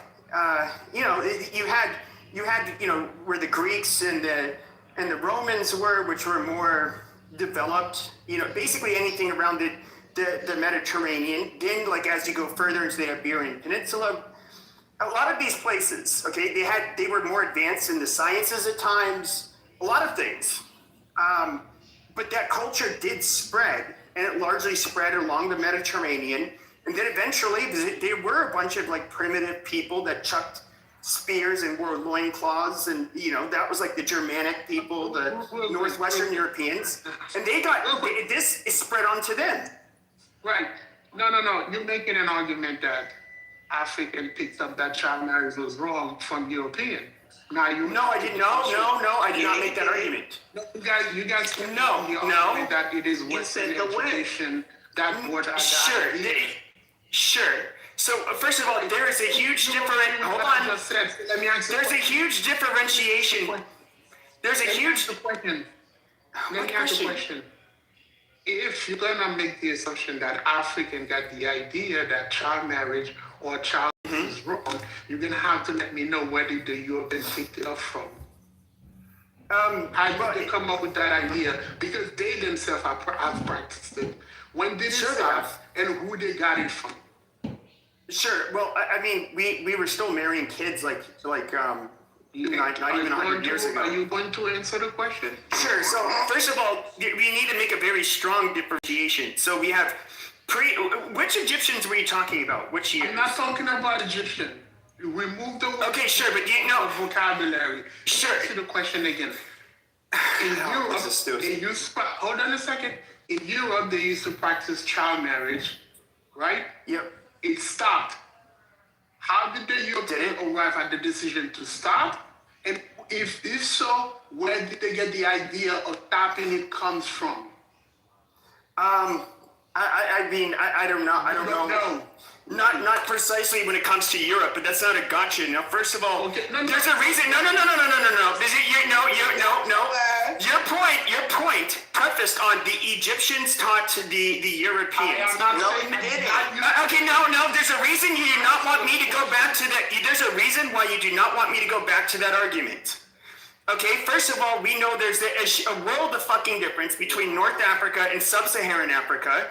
We're talking about Sub-Saharan Africa. Much different story. Then you have the Islamification of North Africa and the Arabization of North Africa, which ends up kind of changing and reverting a lot of things. And so, it's to somehow make it just because it's on the continent of Africa. To act like the fucking Khoisan have anything to do with the fucking Egyptians, the biggest goddamn continent on the fucking planet. On the other, no, this is stupid. The Egyptians were on the northernmost part of the fucking continent. He never brought up Egypt. You got it out of your system. I'm gonna ask again. Forget the word Africa. The Europeans used to practice child marriage. They recently stopped. Why did they stop? If so, where did they pick up the idea of stopping comes from? I don't know which country started it off. With that being said, why from would the people within the society? Well, hold on a second, hold on. Why would you make the idea? If you do not know how the European came up with the idea of stopping it, while they were practicing it, why would you make the assumption that the Africans themselves did not come up with the idea of stopping it? No, that never was his point. Yes, it was. Yeah, this is so stupid. No, it was not. No, it was not. That's Sugar Belly straw man. Hold on a second, hold on. They made the argument that Western education is the major force behind the idea of stopping Western child marriage influence in Africa. Yeah, the Western influence was... Right, okay, good. Where did the Westerners themselves used to practice it? Why did they stop, and where they got the idea of come from? Sure. So all I can say is that you had people like Elvis Presley, he was a rock star. One of the I am. You're trying to cut me off before I can answer. Man, it was after the first World War. Sorry, after World War II. After World War II, that's when that post-modernist movement. There's a little movement that came with it. It wasn't just like, hey. And here's what I would say to that. You said who? It was a whole wave. It was a whole movement. And he's asking who taught who. Well, if we look at, because like I said, within the last 100 years, you had it in America where people were fucking and marrying underage children. Hold on. Shut your fucking mouth and let me finish. You're interrupting. Let me finish. Let me finish. You can rebel on that. I believe I proved. Because this is the most pressing point. Okay, who has had the most influence all over the fucking world while this transformation has taken place? Literally, the West. The West. Why is it that this transformation took place in the West? And it's ended up basically being spread all throughout the fucking world. When we were the ones who had all of the influence. Exactly. So it was obviously something that was happening internally over the last 100 years. Yeah, but you're not listening to his point. His point is... You're just a troll. I'm not trolling, you stupid bitch. You're a fucking troll. Now, like I said, his point was you're saying Africa was so fucking retarded that they needed the West and their education and their influence to know that child marriage was bad.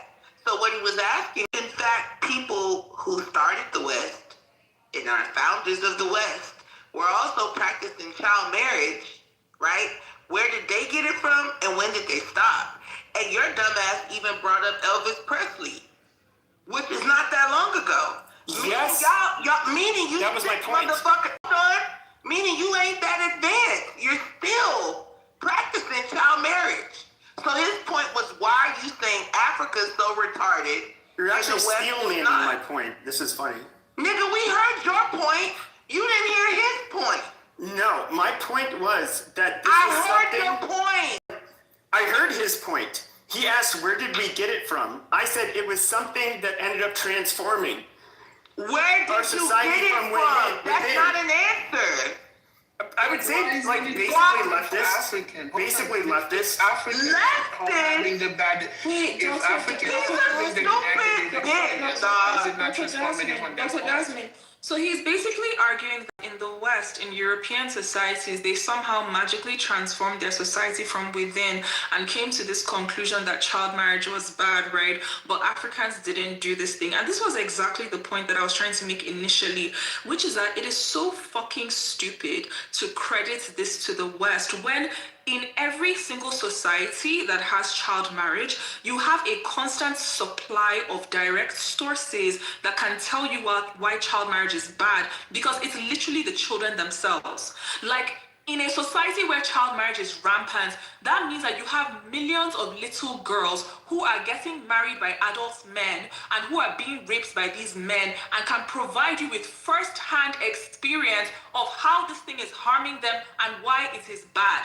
Even if you yourself are not a victim, you get to watch your cousin, your neighbor, your somebody. You literally have an abundance of first-hand experience of why child marriage is bad. And this is like you're so fucking racist that it has clogged your brain. It is wild that you think that somebody has to come from outside to tell you that child marriage is bad when your entire position relies on ignoring the people who are victimized by it. So you go to the Aztecs. The Aztecs were sacrificing people. They thought it was good to cut out people's hearts. Did you ask the people who are being sacrificed? Did you ask the parents of the person who was being sacrificed? Did you ask the brother of the person who was sacrificed? No, you didn't. You ignored all They were sacrificing people from other tribes. Excuse me. You ignored all the people, right, who were actually the victims of the thing, and then you only listened to the people who are committing the murder, and then you say, oh, the Aztecs thought murder was good. You go to an African country where there's rampant child marriage, right? You listen only to the people who are marrying the children. You don't listen to any of the children who are married by the adults, and then you conclude, oh, they think that marrying children is good. You go to Somalia, which is a country that has 98% stage 3, type 3 female genital mutilation. You listen only to the people who say, oh, they should do FGM. You never go to listen to the girl who, when she was 5 years old or 6 years old, they dragged her, held her down, held her legs open, and used a razor blade to cut out her clitoris. You don't listen to any of those people. Who's advocating for that? You conclude Somali people think there's nothing wrong with FGM. That was not the argument I was making. Your entire position was racist and dumb and stupid. Look at what you said. You said, oh, why is rape traumatizing? It's because if in your society you believe that, oh, rape has something to do with purity, you feel that like the purity of your body was taken. But that's not the reason why. You don't have to believe, right, that sex has anything to do with purity for you to suffer the objective harm of being raped. You don't have to.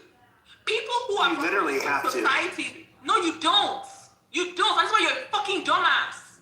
No, being victimized, you have to have a frame of reference to where what was taken from you. No, the victimization. You have to. The victimization is in the physical act that happens to you. You fucking subhuman animal.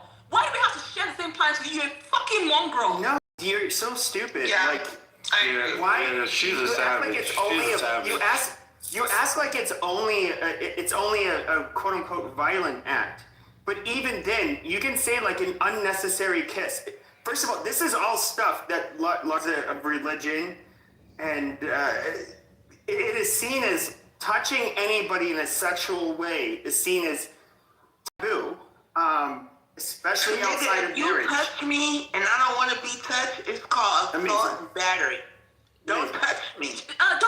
Hey, do you know what is so crazy? What are you talking about? He's acting as if human beings do not independently have Nigga's feelings, weird. right? Literally, you throw water on me. He's acting as if human beings don't independently have feelings, right, of what they want and what they don't want. He's acting as if, forget even the sexual aspect of the whole thing.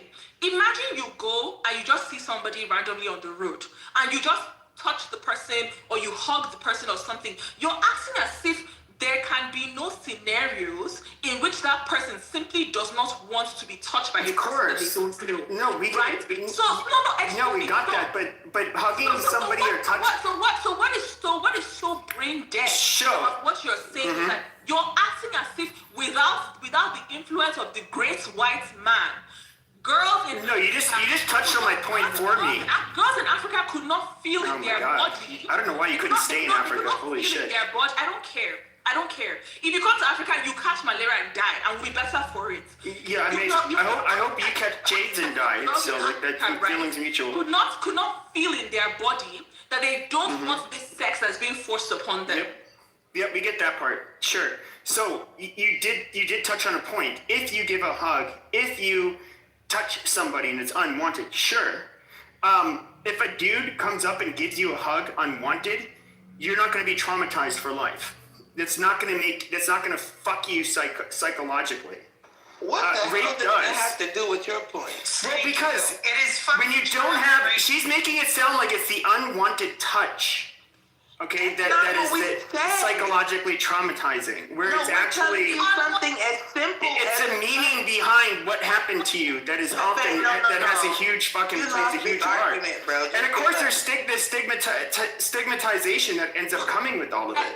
You can't even talk, and not only stigmatization. But I just want to say this. You were trying to. No one said it was the touch. I was saying, and she was saying probably. I'll tell you what I was saying. That something as simple as a touch is unwanted. So if I don't want your dick inside of me, right? I have all rights to feel violated once you're done. So if I poke you on the shoulder, no, bro, and you don't want it, are you gonna get a nightmare or be traumatized? Hold on. You tried to throw in the violent part, which is why when someone is violently raped, they add the violent part. You can be raped and it's not violent. It's still a violation. It is wrong. Obviously. Okay, you're the one that said, they always try to add this violent aspect. No, motherfucker. Shut your dumb ass up. It's still a fucking violation of my autonomous right to my fucking body to say yes and no to what the fuck I want to do. Obviously. Which is why slavery is banned in a lot of places, right? Yep. Because you didn't have that autonomy to your own fucking body. Yep, we get it. And if you're not a slave, you have the right to say no. I don't want no sex. True. No. Have you ever been raped? No. Now, what was your proposition? Doctor. Yeah, so my whole fucking point was your proposition. Yeah, so my whole point was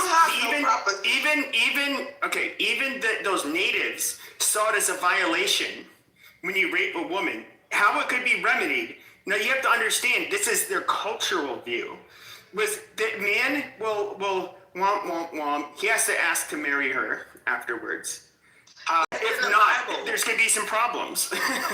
No, these were not Christians. I'm just saying the same practice is in the Bible. We get it. This was culturally accepted around the world. We understand.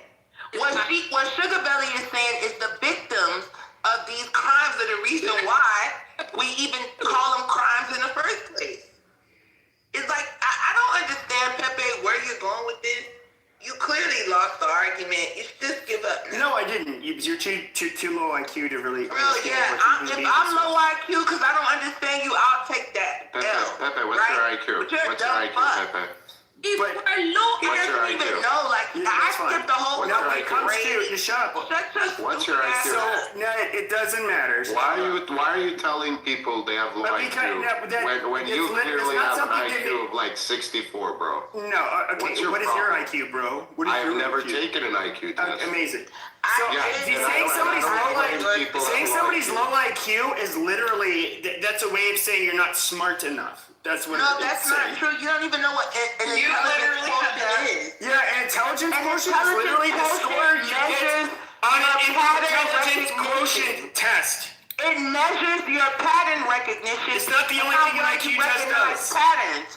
It has nothing to do with how successful you'll be, because that has to do. That's only part of an IQ test. Pepe, so why are you on a fucking headset on Clubhouse like a T-Move Ryan Seacrest? Right? So, that's only part of an IQ test. About you. If your IQ is so fucking high, why the fuck are you so unsuccessful? Amazing. You stupid bitch. Why? Yeah, so anyway. Right. You go from act to act talking shit and you want to tell me you have a high IQ? Mm-hmm. Where's the proof? Sure. So, where's the proof? When it comes to pattern recognition, that is a big part of IQ test. That is only one of the fucking things that they measure. Look, with the fucking short-term memory. They not even well. Yeah, when it comes to spatial reasoning, when it comes to verbal reasoning, when it comes to all kinds of things, it's meant to measure all kinds of things. You hard-faced ass nigga. You just in here saying anything. Amazing. I'm a real ass nigga. What is wrong with rape? What is Africans couldn't stop child marriage? Nigga, y'all just stopped with Elvis Presley, and you ain't stopped there. You fucking buck-tooth crackers in the fucking mountains are still marrying kids. Yeah, I see. Here's the thing: is she's trying to make it sound like. But what's really annoying is we know where feminism came from. We know where most of the leftist, or actually, let me take this back. Almost all of the underpinnings of any political ideology that you get globally, they come from the fucking West. Just like fucking feminism. And here, this fucking turd worlder is gonna sit here and tell us like, oh no, I'm a black woman. Have you seen the Lagos airport? That shit's better than the airports we have in America. You're just dumb. You don't know what you're talking about, bro. The bus system in Mexico to travel between cities are better than our Greyhound. How can he actually sit here and say that is baffling to me? Yeah, he's a dumbass wannabe white man. He's a fucking Mexican. It gets worse. This is not even the worst thing I've heard him say. Pepe is what happens when you get your world history from Reddit. Wait, hang on, excuse me. I don't know if you guys have ever seen like this clip. It was some guy that went to interview like Maasai warriors in Kenya, right? And so he was interviewing them about like just like what do they do with their day and stuff, and they were talking about like the usual things that they do. One of the things that the guy said was that, a fun activity that they like to do sometimes is that like all of the guys would get together and then they'll go from like, from like house to house in the village, and then they'll try to see if there's like a house where like it's not too fortified, and they'll break the door down and they will rush into the houses and they'll this was his word. He said, and we'll have sex with any woman that we find in there, right? And he describes it as, like it's just like a casual fun activity. What he's describing is breaking and entering and rape. Now, at some point, the person who was doing the interviewing was like, what? He's like, oh, no, we don't do that anymore. And then he asked some of the women, and he was like, what do you think about this thing this guy said? Several of them just shrugged. One of them said, I feel bad, but what can I do? And this is exactly what I mean when I say that PP's whole position is deeply steeped in racism and hatred against women. Because when you have a society where something like this is happening, and you only take the point of view of the people who are the perpetrators, You don't bother to think about what would the people who are the victims of that situation have to say about it, right? And then you conclude that, oh, in this society, nobody minds rape. Rape is okay. It's perfectly fine to rape people here. They accept rape as a social activity. But your conclusion, you never took into consideration that the people who are actually getting raped don't like getting raped, but they just don't have the power to change the situation. You're so dishonest that you now want to conclude that because white people had the power, right? So because white people went around the world colonizing people and they used their brute force and their power to end these practices, then it means that nobody in those societies was thinking about ending these practices until the white people came. Like, and it's funny because you keep on saying that, oh, people are low IQ. They used a boring machine they used to explore for crude oil to find your IQ under the earth, and they still haven't found it. You are fucking dumb. You're so fucking dumb. It's incredible. Amazing. So the problem is this. So I never said that. Oh, that's a sweet sound, ain't it? Or they didn't care about being raped. My point was that the stigmatization that comes with being both the raper or the rapist and the person that gets we can't hear you and that does hold on. That does vary across cultures. Now I'm not condoning. Honey, your fancy mic sucks. We can't hear you. Western. Well, I can hear them. It's just you guys don't want to mute up. And so, like, I personally, I don't think rape is acceptable at all. I don't agree with these villagers, that were in Mexico a few decades ago. I don't agree with the guys you were talking about in Kenya. That's not my position whatsoever.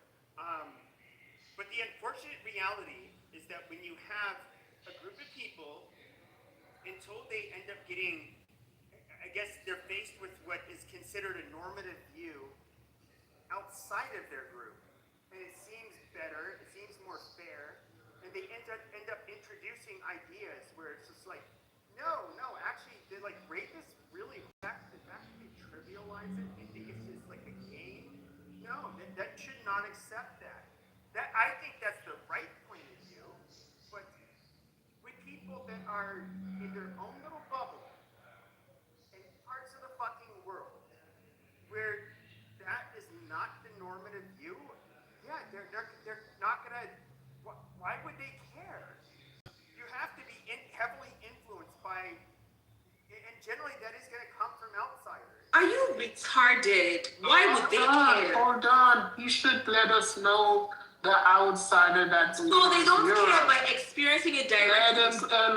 Let them tell us the outsider that influenced Europe.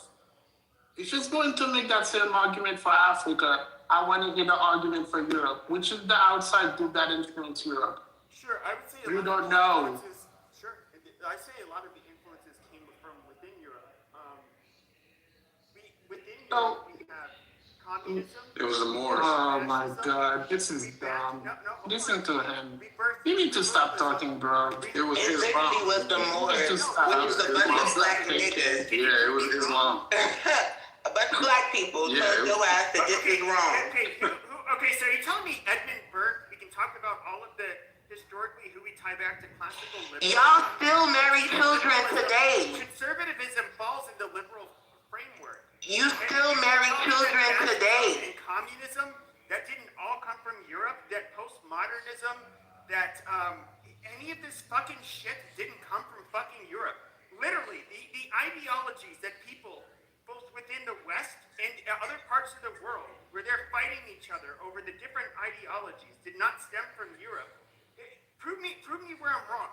But now you're making a new point that you didn't make before. Like, this is so fucking irrelevant. Ideas. I mean, no. Pepe, we're listening to you. Listen, Matt asked you who influenced the Europeans to stop child marriage. Other Europeans.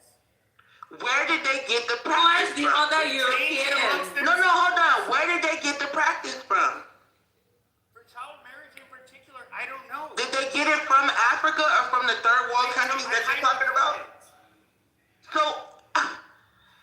who influenced Europe? When the Western world was fully in charge of the West, Okay, it's only we Well, is there an Eastern world in charge of the West now? Outsiders ruled over the West. Okay, like do outsiders rule over the West now?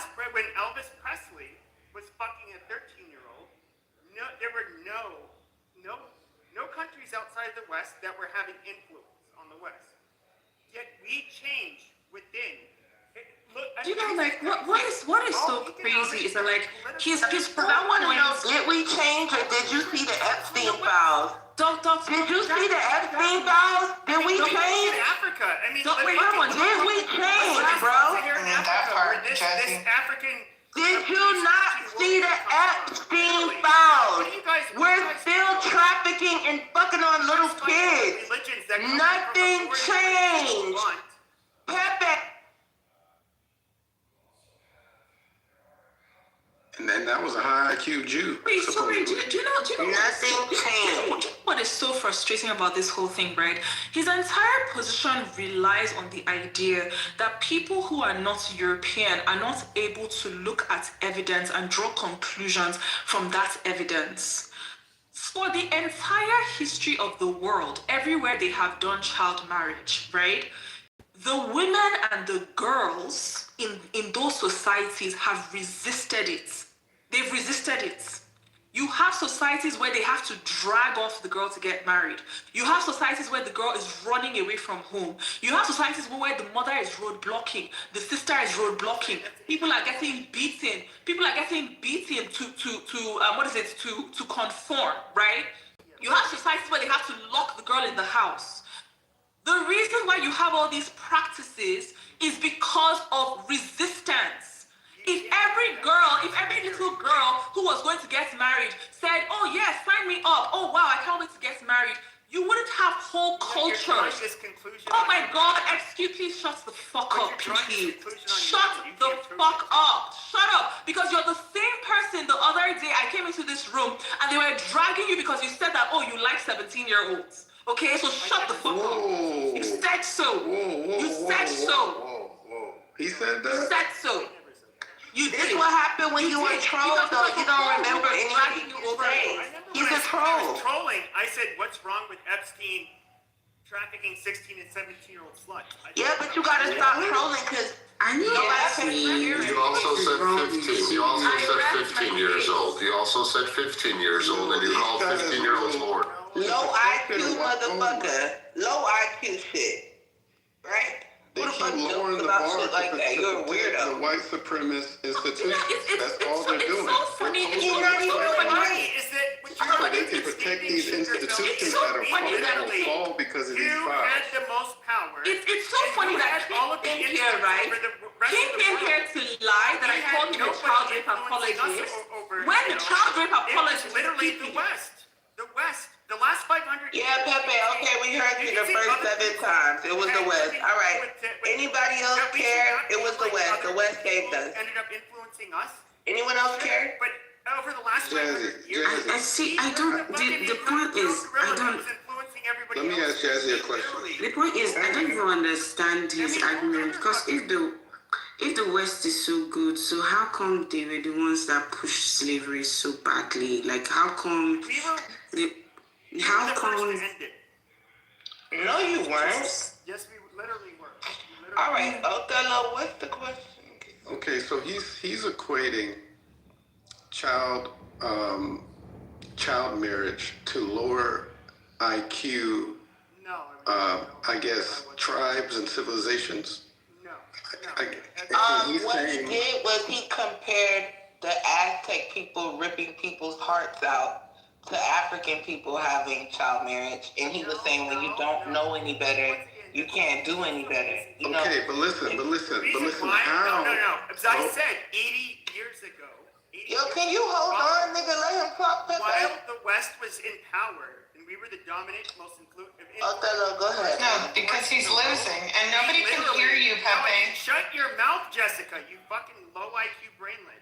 That's what I'm saying. If this is based on IQ, my point was. That shit don't even hurt. My point was, I didn't say it was low IQ, because I explicitly point that 80 years ago in the West, You said they're so low IQ they can't even run themselves, and the West has to come in and run them and govern them and stop them from doing child marriage. You did say they were so low IQ. You said they need the West to come in and colonize so they can stop child marriage. That is what you said. And that's my only Did anyone else hear him say that? Can I ask a question to the women? Oh, well, even you, just Jasmine. When you guys say child marriage, are you basing this before puberty or even if they have reached puberty and they're still of a young age? Well, it don't matter because, like Sugar Belly said, there's no distinction between prepubescent girls and ones that have already hit puberty. But I am asking because I'm looking at a religious question. It has nothing to do with, because once again, my thoughts about it always go to God's law. Hold on, no. God's law is supreme law to me. So this is why I'm asking this clear distinction, because if you're talking about, if you're because the low IQ like Pep just point out animal that just spoke, say, oh, he must be Muslim. I don't care about those things. I'm going off of, I didn't even insult you, Pep. You're an idiot. That's why you don't listen. You just want to run your mouth. No, I didn't. I said the other guy, you fucking idiot. Once again, stop sticking someone's dick in your mouth. My question is, 5-year-old has 5-year-olds don't have. They do. Hold on. The youngest girl to ever give birth was 5. You're talking about one.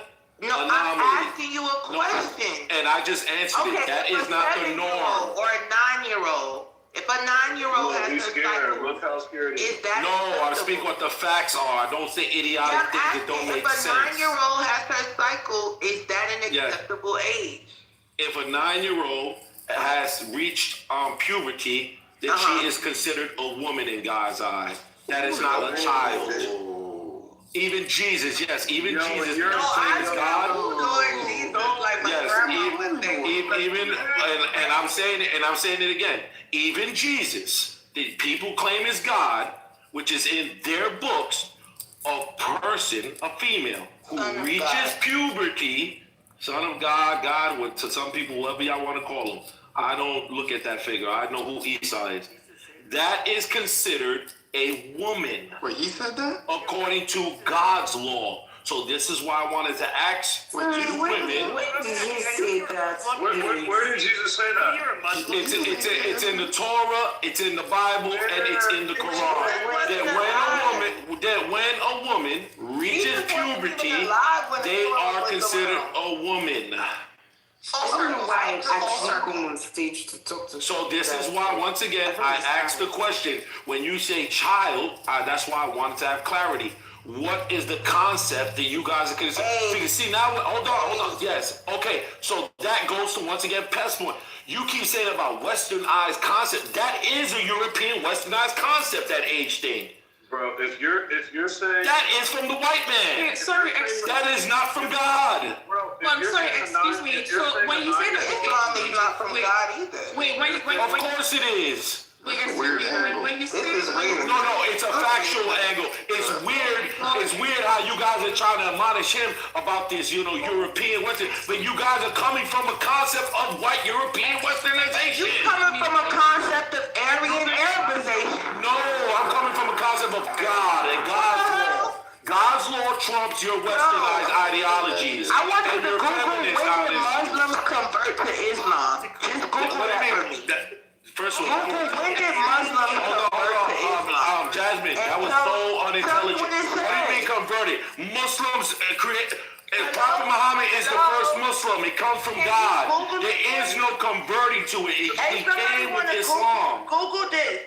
When did Muslims convert to Islam? And tell me what it says. Oh my God, that shit is ridiculous. There's no Muslim converting to Islam. You mean when did Prophet Muhammad come with Islam and people started converting to Islam? Tell me what That's what you mean.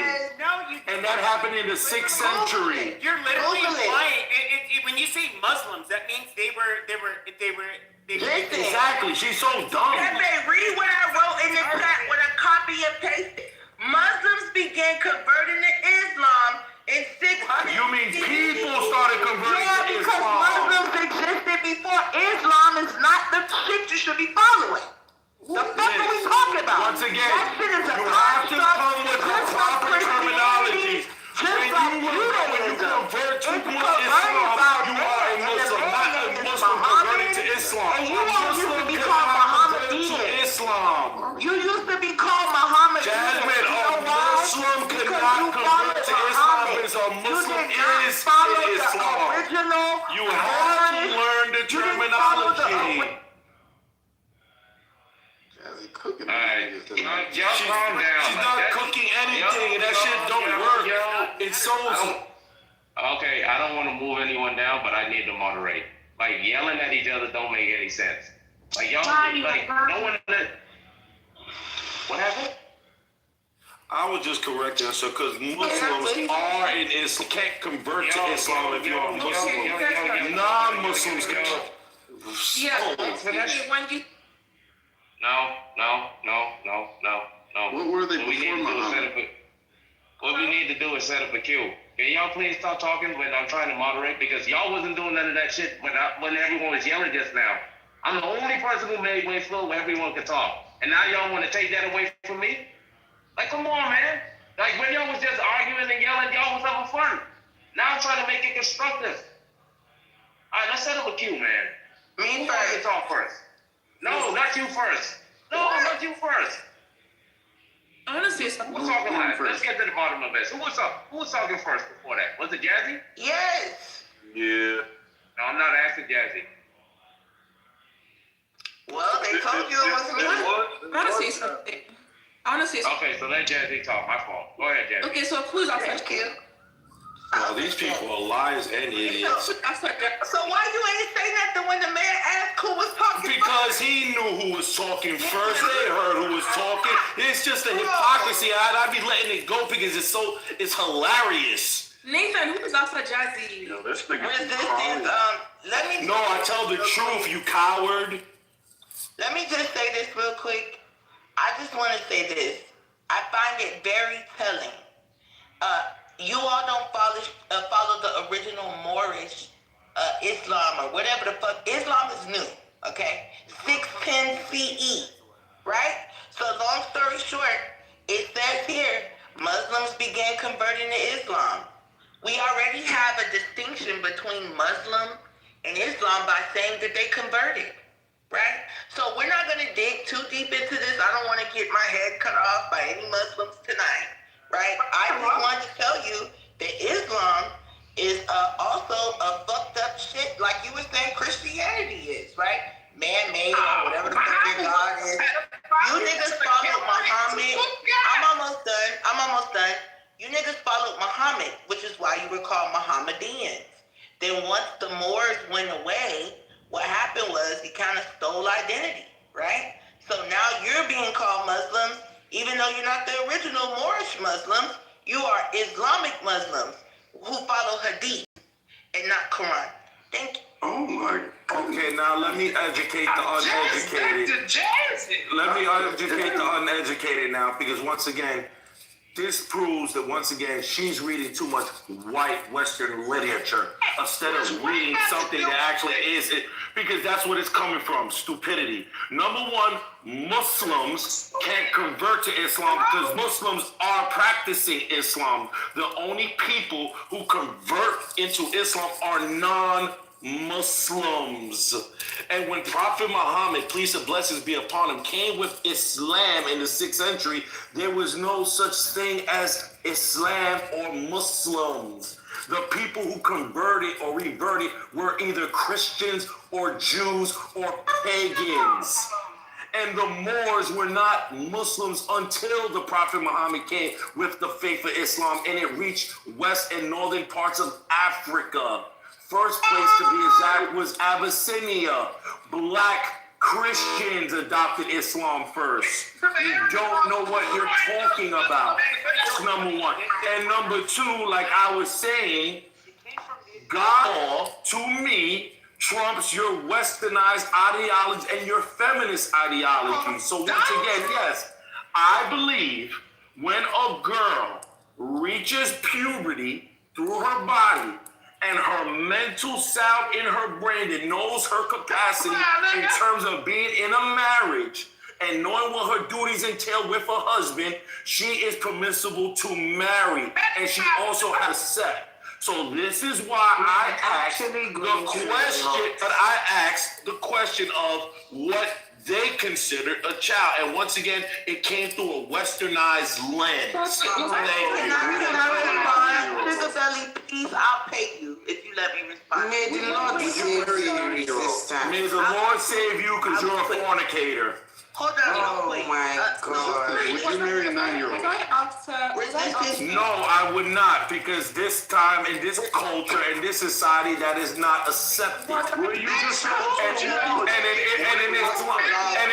hold on to answer this question if I'm allowed to. And in Islam, it teaches us, number one, I'm trying to respond. Age gap of a young one is not something that is a focus on. What Allah Ta'ala has told us, though, these are the criterias of a woman. And this is what must be met. You don't know what you're talking about. It's in our tradition.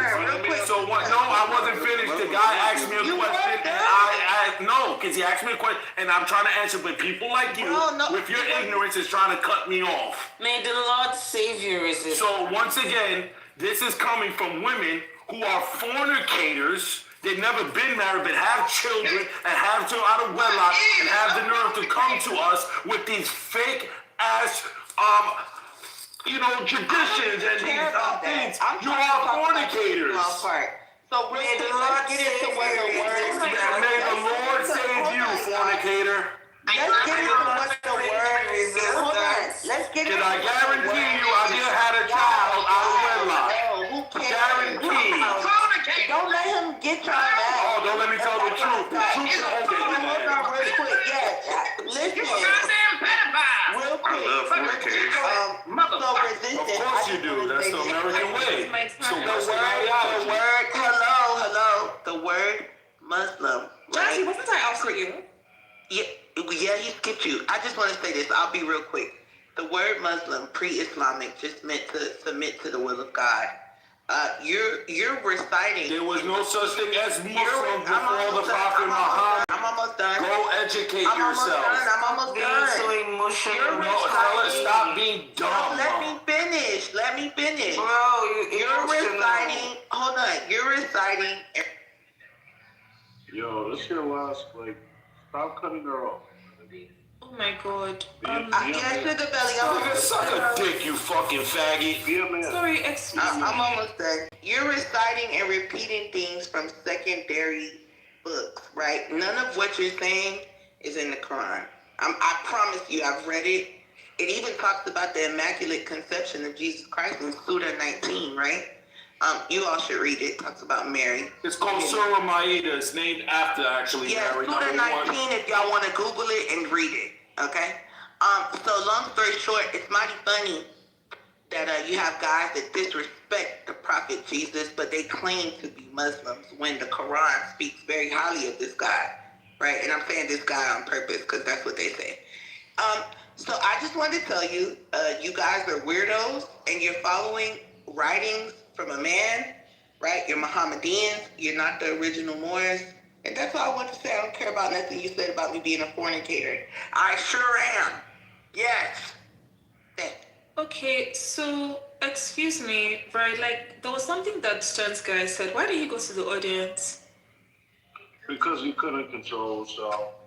Okay, there was something that he said, right? When he said that when you're talking about age, that you're talking from a westernized point of view, like that the idea that, somebody who is under 18 is not an adult, or somebody who's above 18 is an adult. And this is exactly what I was talking about when I say that many people have some strange ideas where they talk or they think about things or concepts, that are local to the West as if they're universal. Also do the opposite. So basically, they act as though because the concepts is the one that is from the West, that other people do not have such concepts, right? So in the West, yes, they have this idea that an 18-year-old is that's the threshold of adulthood. But all over the world, all the different cultures and societies had their own ideas of what age constituted an adult. It's not an exclusively Western concept. So, for example, I'm an Igbo woman. Like in Igbo community, like they thought that adulthood started at 20 and that you weren't a full adult until you were 30, right? Now, that's a completely different conversation from whether or not they thought that marriage or sex was something that children or adults could do. So what you have like side by side historically in many societies is that you have people thinking that, okay, people of a certain age or people at a certain level are now adults. But on the other hand, you also have them thinking that, you know, marriage and sex are things that children can participate in, right? And like my culture is an example, right? Before we got colonized and stuff, children, we had child marriage, like so like children were getting married, but they thought that 20-year-olds were adults. That's when you're an adult. You're not an adult until you're 20. So, you know, for him to be like, oh, you're going by this Western idea, going by this Western concept, it's so ignorant.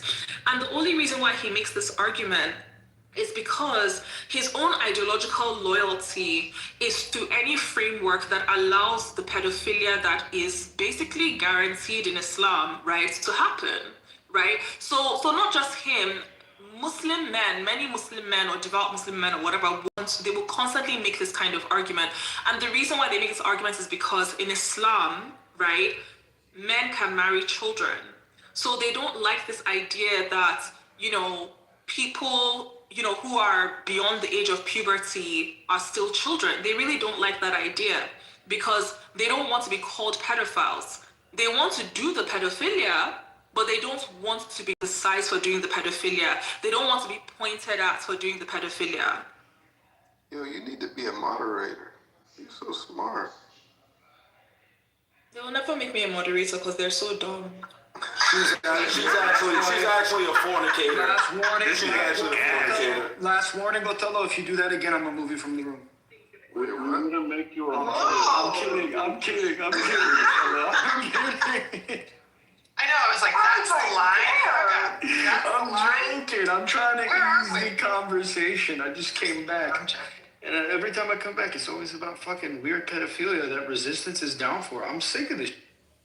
I'm not gonna lie. This is coming from a homosexual that fornicates with young boys. Yeah, it makes a lot of sense. You are the only person that uses insults with... No, I speak the fact. It's just like Sugar Belly. It's coming from her Western concepts, and she's a fornicator.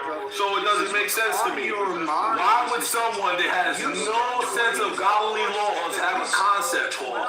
Doesn't make any sense to me. And 12 hours... That lady literally fornicates, and she's talking about people who get married. You have to make sense to me. Fuck my wife and daughter. You're a weird fucking guy. And you're a real piece of shit. Yes, and you're a real piece of shit. Yes, we know. Weird faggots and weird... Because you're gay. You're gay. Fuck you. No, fuck your mother, fuck your dirty family members, fuck your kids, they're a bunch of animals. You're teaching them how to fornicate. You're teaching your son how to stick things in his butt. You teach your son you know how to stick things in their butt because you're a fornicating savage. Yes. Listen, you remember the kids are thieves. They steal candy bars from the store because they're thieves like you. You're a bum. Weird. You probably converted to Islam recently. I'm gonna kick you in the audience because you're a dirty motherfucker. People like you who constantly use sleeping with children as an insult, that's all you think about. So it's the first thing on your fucking mind. And he also it says a lot about your 9-year-old is a psychology. woman. You're a disgusting piece of shit. Go justify your pedophilia. Go justify your fucking perversions in another space. There's a reason why you named yourself Resistance. The only thing you're resisting against is morality and being ethical. Go and fucking blow yourself up. Resisting blow yourself up for Muhammad, you fucking fat. You wanted to fuck my He was whipping the ass, bro. Fuck my daughter 12 hours ago. He was bringing up fucking my daughter. I will continue this energy. I don't give a fuck. We should continue this energy. It's disgusting. Sorry, I just want to point out that this I'm a homosexual with a child resistance. No, you're a faggot and you're scared because you know you teach pedophilia. You're a piece of shit that fornicates. You're a drug addict. Your whole westernized family is disgusting. Excuse me. I had to wipe the jizz of the mechanized off your father's robes. Your prophet was a fat. I just want to point out that this. I don't know. He was whipping Sugar Belly's ass. No, I protect women as annoying and insufferable they need. Crazy. Bro, Jazzy said one of the moronic things that, bro. You know what she said? Too much on Jazzy. Bro, Jazzy said Muslims converting to Islam was two different terms, bro. No, I think we have a distinction between Islam and Muslims from the origin, nigga. What the fuck is that? That's absolutely not true. Not I true don't at give all. a fuck what you think is true, you fucking bitch. Not true at all. Not true at all. Okay. Let me When do you think Christians started converting to Christianity? Dumbass nigga. When did Christians start converting to Christianity? Samoa. I'm just curious. Dumb. It would be Jews converting to Christianity. When do Christians start converting to Christianity? When? There was a year. Depends. But Islam is not even the same word as Muslim So for can Christians fucking reason. convert to Christianity? And also, back in the day, they called them Mohammedan. Oh, they have to way before they called them Muslims. I wonder why. Maybe because they were Christian Muslims too. Maybe you don't understand how language works before religion. The year that the Christians started converting to Christianity. You don't know what the fuck you're talking about. Hey, you're the one that got caught. There are three religions, Abrahamic faith. They came through and made language ecclesiastical, right? So before Islam, Muslim meant to submit to the will of God. You didn't have to follow Muhammad, right? Yeah. Modern times, you have to believe that Muhammad is the bee's knees. That's just what it is. What do you think about that, Nathan? Do you think Muslims convert to Islam? Okay, as if they're outside of the Islamic. So I was speaking.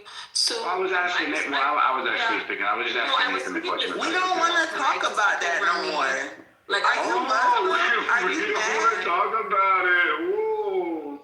Hey, Sugar Belly. Yeah, I don't want to talk about it. I said what I said. Yeah, go ahead, Sugar Belly. One mic on Sugar Belly. As I was saying, resistance is the same.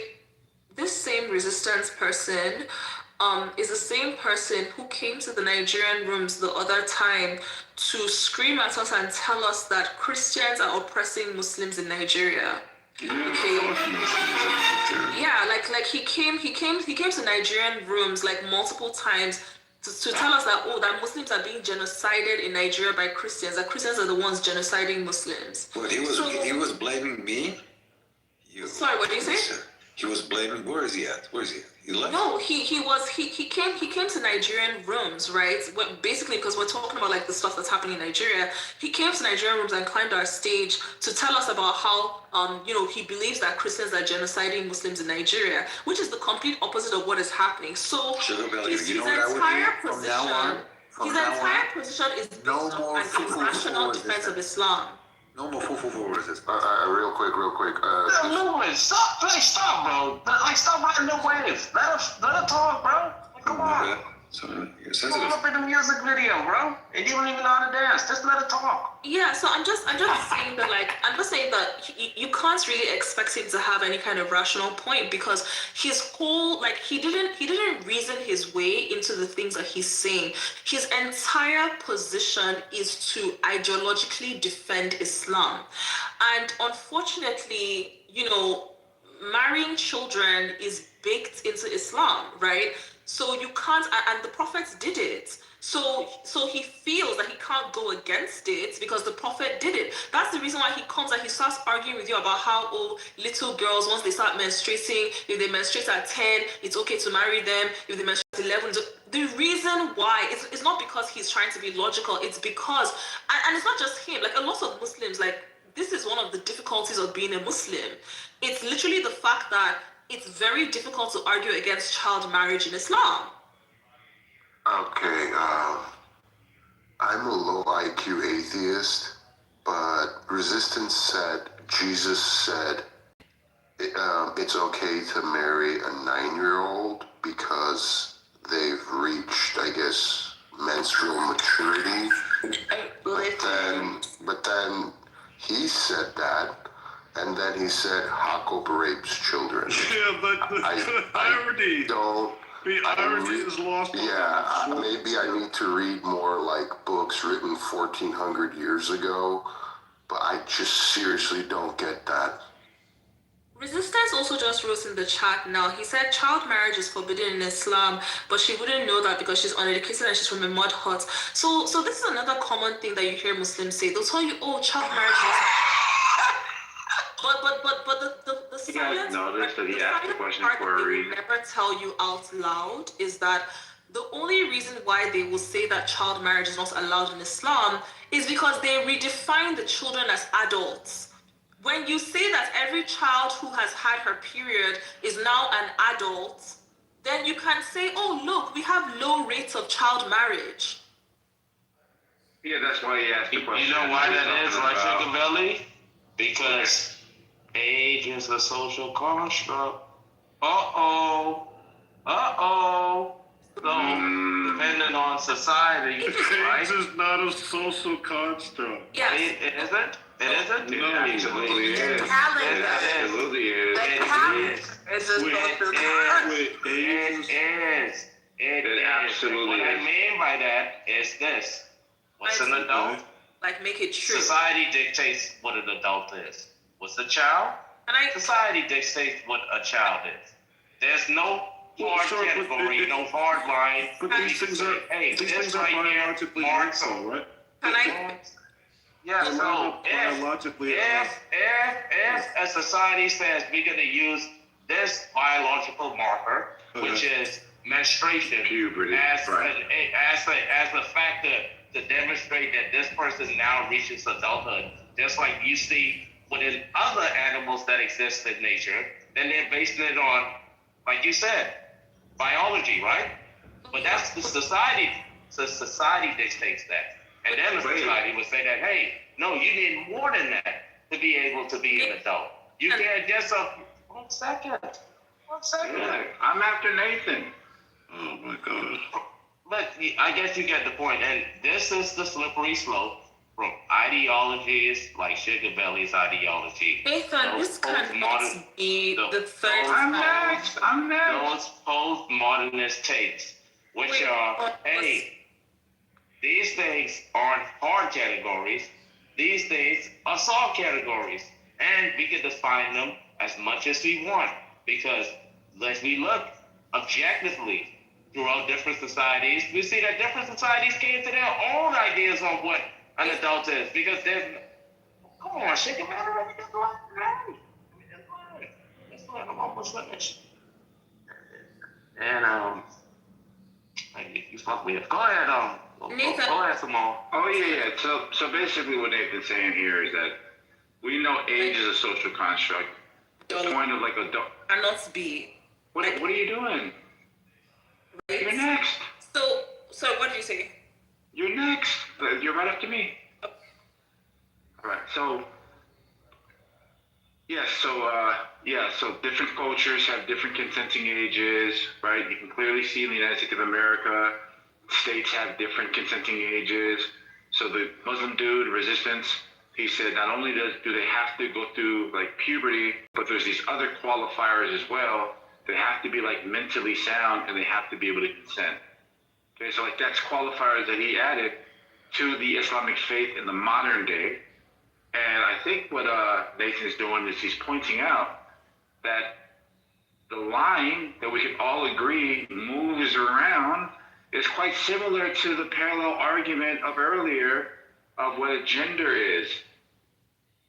I think that's his point. And you guys are kind of like using it again. And it's a pattern that you guys got to recognize. But go ahead, Sugar Belly. I'm after Sugar. Yeah, I just don't understand why Nathan decided that he's going to pick a third or fourth time just today alone to like prove to all and sundry that he's a dullard, right? Because age is not a social construct. Like, age is a biological reality. However, age is a spectrum. That is the difference between age and sex. Not that sex is real and age is not real. Age is definitely real. Human beings are definitely progressing in stage of maturity as time goes on. That is a provable, factual reality. It's not socially constructed. She's spanking you, nigga. The only thing that is socially constructed in relation to age is when human beings say, let us draw a cutoff mark, and below this cutoff mark, we're going to disallow certain social roles and behaviors, and above this cutoff mark, we're going to allow them, right? On the basis of maturity. But in reality, like, there is absolutely zero truth to the statement age is a social construct. So you trying to say that, oh, somehow this is dangerous, it's a slippery slope, it's just because you are a dullard. Like, you just don't understand the thing that you're talking about well enough, right, to argue about it.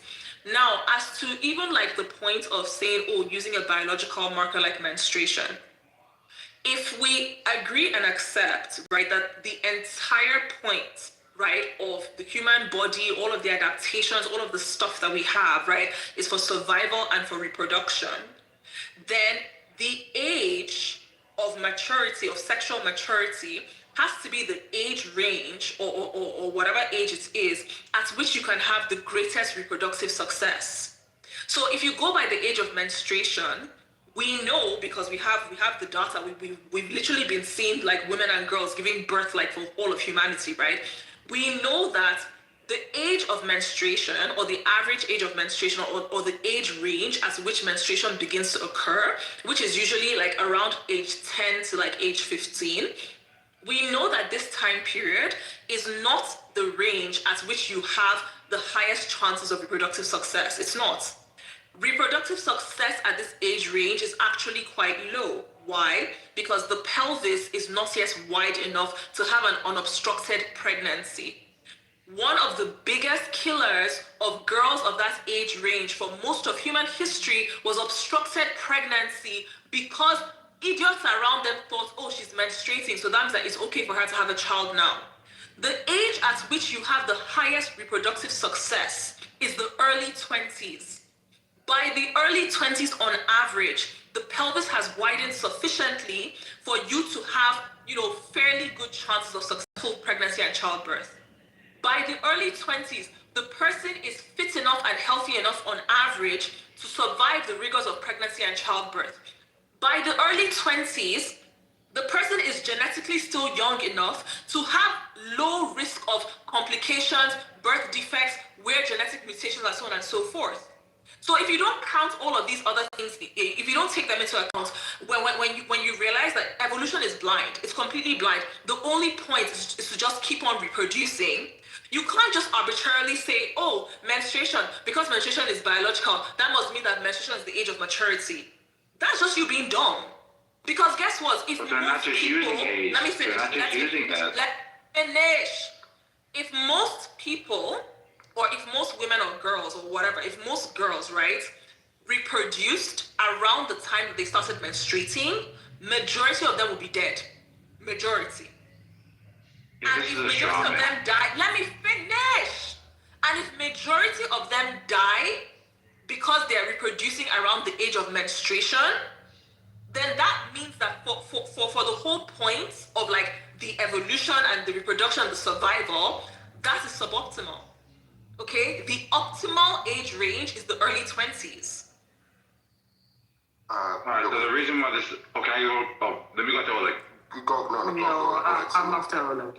Alright, so just real quick, like the reason why this is the straw man is that she's taken only the maturity portion.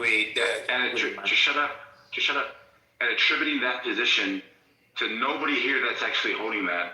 So when they use like the number 9 years old, then there's other qualifiers, and the guy resistance used those qualifiers to point out that, hey, mental acuity, like mental maturity, consenting, being able to say, yes, that's my guy, I'm willing to do this. So when they say 9 years old, that would kind of be like at the earliest on the spectrum, and then you add these other qualifiers that might extend it all the way out to 14 or 16, depending on the development of the person. So when you're trying to like strawman people's positions as if it's only like menstrual, that's crazy because nobody's saying that. But anyways, back to the claim that age is not a social construct. That's not what I said. Stop being a liar all your life. Hold on. Let's be respectful. We still love a Q. Yes, resistance offered qualifiers. He said, obviously, he said, hey, what are you guys talking about when you guys say children? And then he pointed it out, and he said, okay, post-menstrual cycle, okay, here. Then we'll add this, and this. And then even Nathan came off mic to say, hey, look, age is a social construct. Depending on what society you're looking at, they have their own criteria in which a woman becomes like, or a girl becomes a woman. And the menstrual cycle is that starting point, but it's not the finishing point. So I think Resistance and Nathan here have the upper hand, and I think that anybody who's being honest would at least steel man their position and attack that instead of kind of just pointing at, hey, a girl's earliest age that I've ever known on record is 5 years old. You think a 5-year-old is a woman? Like, that's a clear class, bro. That's a classic straw man. Crazy stuff. Bro, and I would know. Not. What the fuck? Go ahead, Oleg. Oh, I did it. Oh man, you just come on, Jazzy. I thought you was back. Like listening to you, it's like you. Oh, let me not say nothing. Go ahead, Oleg. Nathan, let me get in the queue too as the last person, please. Thank you. I'm aftermath. You can't even explain my argument. You didn't even know. Nigga, I know what the argument I made. You were saying I was making. You said Mike was making my argument. You just lost, Jazzy. That's not what I said. I said Mike made the argument he made. You lied and took his argument, you liar. I remember Resistance saying a 5-year-old is like an outlier, right? When it was brought up, but he didn't rule it out. 1, 2, if there are multiple factors to look at when what appropriate age when a girl becomes a woman, and consent is one of those factors, and biological development is another factor. I'm hard pressed to say that in the dynamic of a 9-year-old girl / woman with, like, let's say a 30, 40, 50-year-old man, the most prominent factor they're going to look to is the menstruation. Consent is a much more complicated thing, right? In the law, usually you can't sue a 9-year-old person for negligence. You could sue their parents for not supervising their children. And sure, these are social constructs, and we're going to have a different range depending on what culture you look at. But to say a 9-year-old is developed to the point where they could consent to such arrangement is very weird to me. And I don't think Resistance said it was a two-way road. I could be wrong, good sir, but it seemed like once she starts menstruating, it's fair game. If you meant to talk about other factors, you clearly didn't expand on that. At least I don't remember you expanding on that whatsoever. Oleg, do you know the Islamic requirements? Because Nathan, where can I go? Because we seem like this. It's master, it's master. Belly don't sound like that. That's why I asked. It's math. It's not after math. Oh, Sugar Belly, yes. Sorry, I just wanted to ask. Concrete, we should be on Sugar Belly's side, bro. I-12. Say that. Hold on. No, yeah, bro. Listen, age being a social construct is not a controversial thing to say. Tomorrow morning, as a society, we can decide that 1 year will be 123 days. That would make a 9-year-old 27. Would that be appropriate for pregnancy? Yeah, the body's still the body and any age of age, right? Now it will be the required age will be 60 years old, right? I mean, that's not even a controversial thing to say to even argue about. Age is a social construct. Time is not a social construct. The passage of time is not a social construct. But we decided what 1 year is, we decided what 1 month is, we decided what 1 hour is. So yeah, it is a social construct. Let's not argue about the nonsense. But I do support what Sugar Bell is saying, that yeah, the appropriate maturity, that we can discuss, right? That we can discuss. Then we can discuss what makes someone mature. Is it experience? Is it the way you grow? Is it physics? What is maturity? I think that would be the better question, as opposed to argue about age. We decided what 9 years old is. We decided what 21-year-old is. But let's discuss maturity. What makes someone mature enough to carry a pregnancy? And I think this is where Sugar Belly is kind of up on the conversation, because she's showing that the physics, the physical body being able to handle the pregnancy should be taken into account. Okay, so all right. So I'm after Sugar Belly or I'm after Kogito. Which one? I'm so sorry. No, you just came in. You been crying. So what? How does that mean? I can't get into the queue? Alright, one mic on Kogito. It's gonna be Kogito, Resistance, Sugar Belly, and then Concrete. If you answer resistance, they will ask you about Damn, look. Come on, Sugar Belly. I just want them to ask me a question. Look, you just chill out. It's other people's turn. Come on. I know. She's a savage. I want to ask resistance a question. Sugar Brother, can you just, we know, right? But can you just chill I'm out? after Louis. Shut up. God damn. Sorry, Oleg, please. We got a problem? Shut up. Yo, can you shut up. Look, damn, bro. Can we look at... One mic on Kogito, please. Please. Y'all chill out, man. Y'all stressing me out with all this. Come on, please. Why you muting me, Nathan? Alright, so this is gonna be quick, right? Thinking that's my move. So, fucking on my flow, like, the conversation is great. I think what Samoa and Nathan touched on was decent. And I don't think, like, either party was wrong. It was more so of people, like, just aligning with trying to understand what one is trying to say, right? Instead of defending their position. And I feel like, and I don't care about, I'm not into this whole age thing, but when they highlighted it was a social construct, I think people took it from a place. And I think that age does have a biological metric to it, which is true, right? But also there's more to that, right? We have the biological age, right, in metric. But also what we confine to those are expectations, standards, things like that, which is socially constructed, right? We can look at age as a metric upon, people. But when we talk about what we expect them or how we should handle, and I do agree, there's some relativity to age and what we should expect on terms of standard, right?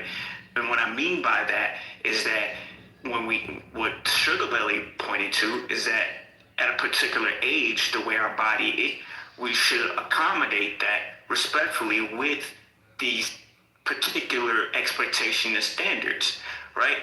So I think it wasn't so much of a battle of I'm going to defend this position. It should have been, so what do you mean? I want to understand where you're coming from, yada, yada. And that will progress the conversation a little bit more deeper to trying to understand each other rather than, hey, I'm just going to defend my position because I don't like what you said. And here we are with this great misunderstanding. But I appreciate the space. I'll leave it there. Okay, what I wanted Oleg to ask. No, you not go. No, don't ask me nothing. Your wait time done, and then when it's your turn, you could talk. It ain't happening. Sorry. Shut up. What is wrong with that sassy ass nigga? All day, man. Sassy as shit, yo. Shut up, Concrete. Because he talks 24 hours all day. You got your girls backing you up, nigga. You sound like your mom. I don't want to hear your mouth. I don't want to hear your mouth. Your breath smells like your daughter's breath. Stinks. Yo, stop talking about people's kids. Look at Jazzy. Jazzy love that shit. Stop talking to me, so shut up. We don't talk. I'm trying, Nathan, but these people want to interrupt and they causing confusion. You know why? Because they know. Look at your crying. right, we don't talk about kids in here, but let him go, please. Let him go, please. It's his turn. So anyway, once again, it was easily to debunk these savage and these liars such as Sugar Belly and the rest, because once again, everyone knows that age is not only a social construct, but it was designed by the Westerners. Everyone knows this. And number one, for example, you go to, I'm not even going to name the Islamic countries. Let's name countries like in Europe. For example, in Scotland, you can get married without consent from your parents at 14 years old. So does that mean everyone in Scotland that marries a 14-year-old is a pedophile and a child marrier? That would mean that that's what they're leaning towards, because once again, their ideologies are coming from a westernized standpoint. She points out about all these scientific things now. Oh, the body, it needs, this is the best age. All those things she said all come from, once again, westernized white science theologies. I don't care for those things. My theology comes from the Almighty Creator who knows best for all. And once again, in Islam, Muslims are not directed to marry women of a young age. But Allah, the Almighty Creator, has set a standard for men on how they must present themselves to marry a woman. And those standards are, once again, as the other brother who was actually listening some more with intelligence, these standards are as following. They must fit the criteria of first being able to reproduce. They have to hit puberty. But on top of puberty, they must be mentally sound. They must know that they are going to engage not only in a marriage, but know the rights of a husband and a wife. And they have to be able to accept that these criteria. They have to be knowledgeable of these things. These are the criteria. So once again, these westernized values and thought process about all the age or this, that's all it is. It's a construct. It's what these people in certain nations consider the right age for their women. In America, for example, you go to certain states, you have to be 18. But we also know in certain other states, they could be married at 16. So you come to New York, that's not legal. You will be considered a pedophile. But if you go to Utah, you go to North Dakota, a parent can say, yeah, marry her, and it's fine. So I don't listen to these hypocrites that don't know the facts about how a woman is able to marry and reproduce. My standard, once again, is God's standard, not your so-called white ideology, Sugar Belly. And I land. It's Muhammad's standard. No, it's that was a bunch of no, it's God's standard. Who's next? PDF cop out. That's trying to cop out you. Yeah, we got a Q. You said I land and you muted up, so shut the fuck up. We're moving on to the next person. I was muted, you dick sucker. Yeah, I know you want to cry, but just shut up. I know you want to cry so bad. Just shut up. Well, come on, let's continue the queue. Nathan, are you laughing? Who was it on? Who was it Are you on? laughing, Nathan? Because he knows homie be sucking mad dick. Can you hear me? It was me. Go ahead, baby girl. Okay. So the thing that I had wanted Oleg to ask Resistance about, right, is that, and I think that Resistance is taking advantage of the fact that, you know, probably because this room is like heavily American, most of the people listening don't actually know the Islamic requirements for marriage, right? So a lot of Muslims, they take advantage of that gap of ignorance to basically portray the situation as better than it actually is. So the Islamic requirements for marriage has a combination of factors. So like this is where I'm going to agree with Resistance. So the first factor is I believe it's what is it like fitness for marriage or like maturity. I think they call it like buluk. I'm not pronouncing it correctly. And then the other one is it rushed for like consent or whatever, right?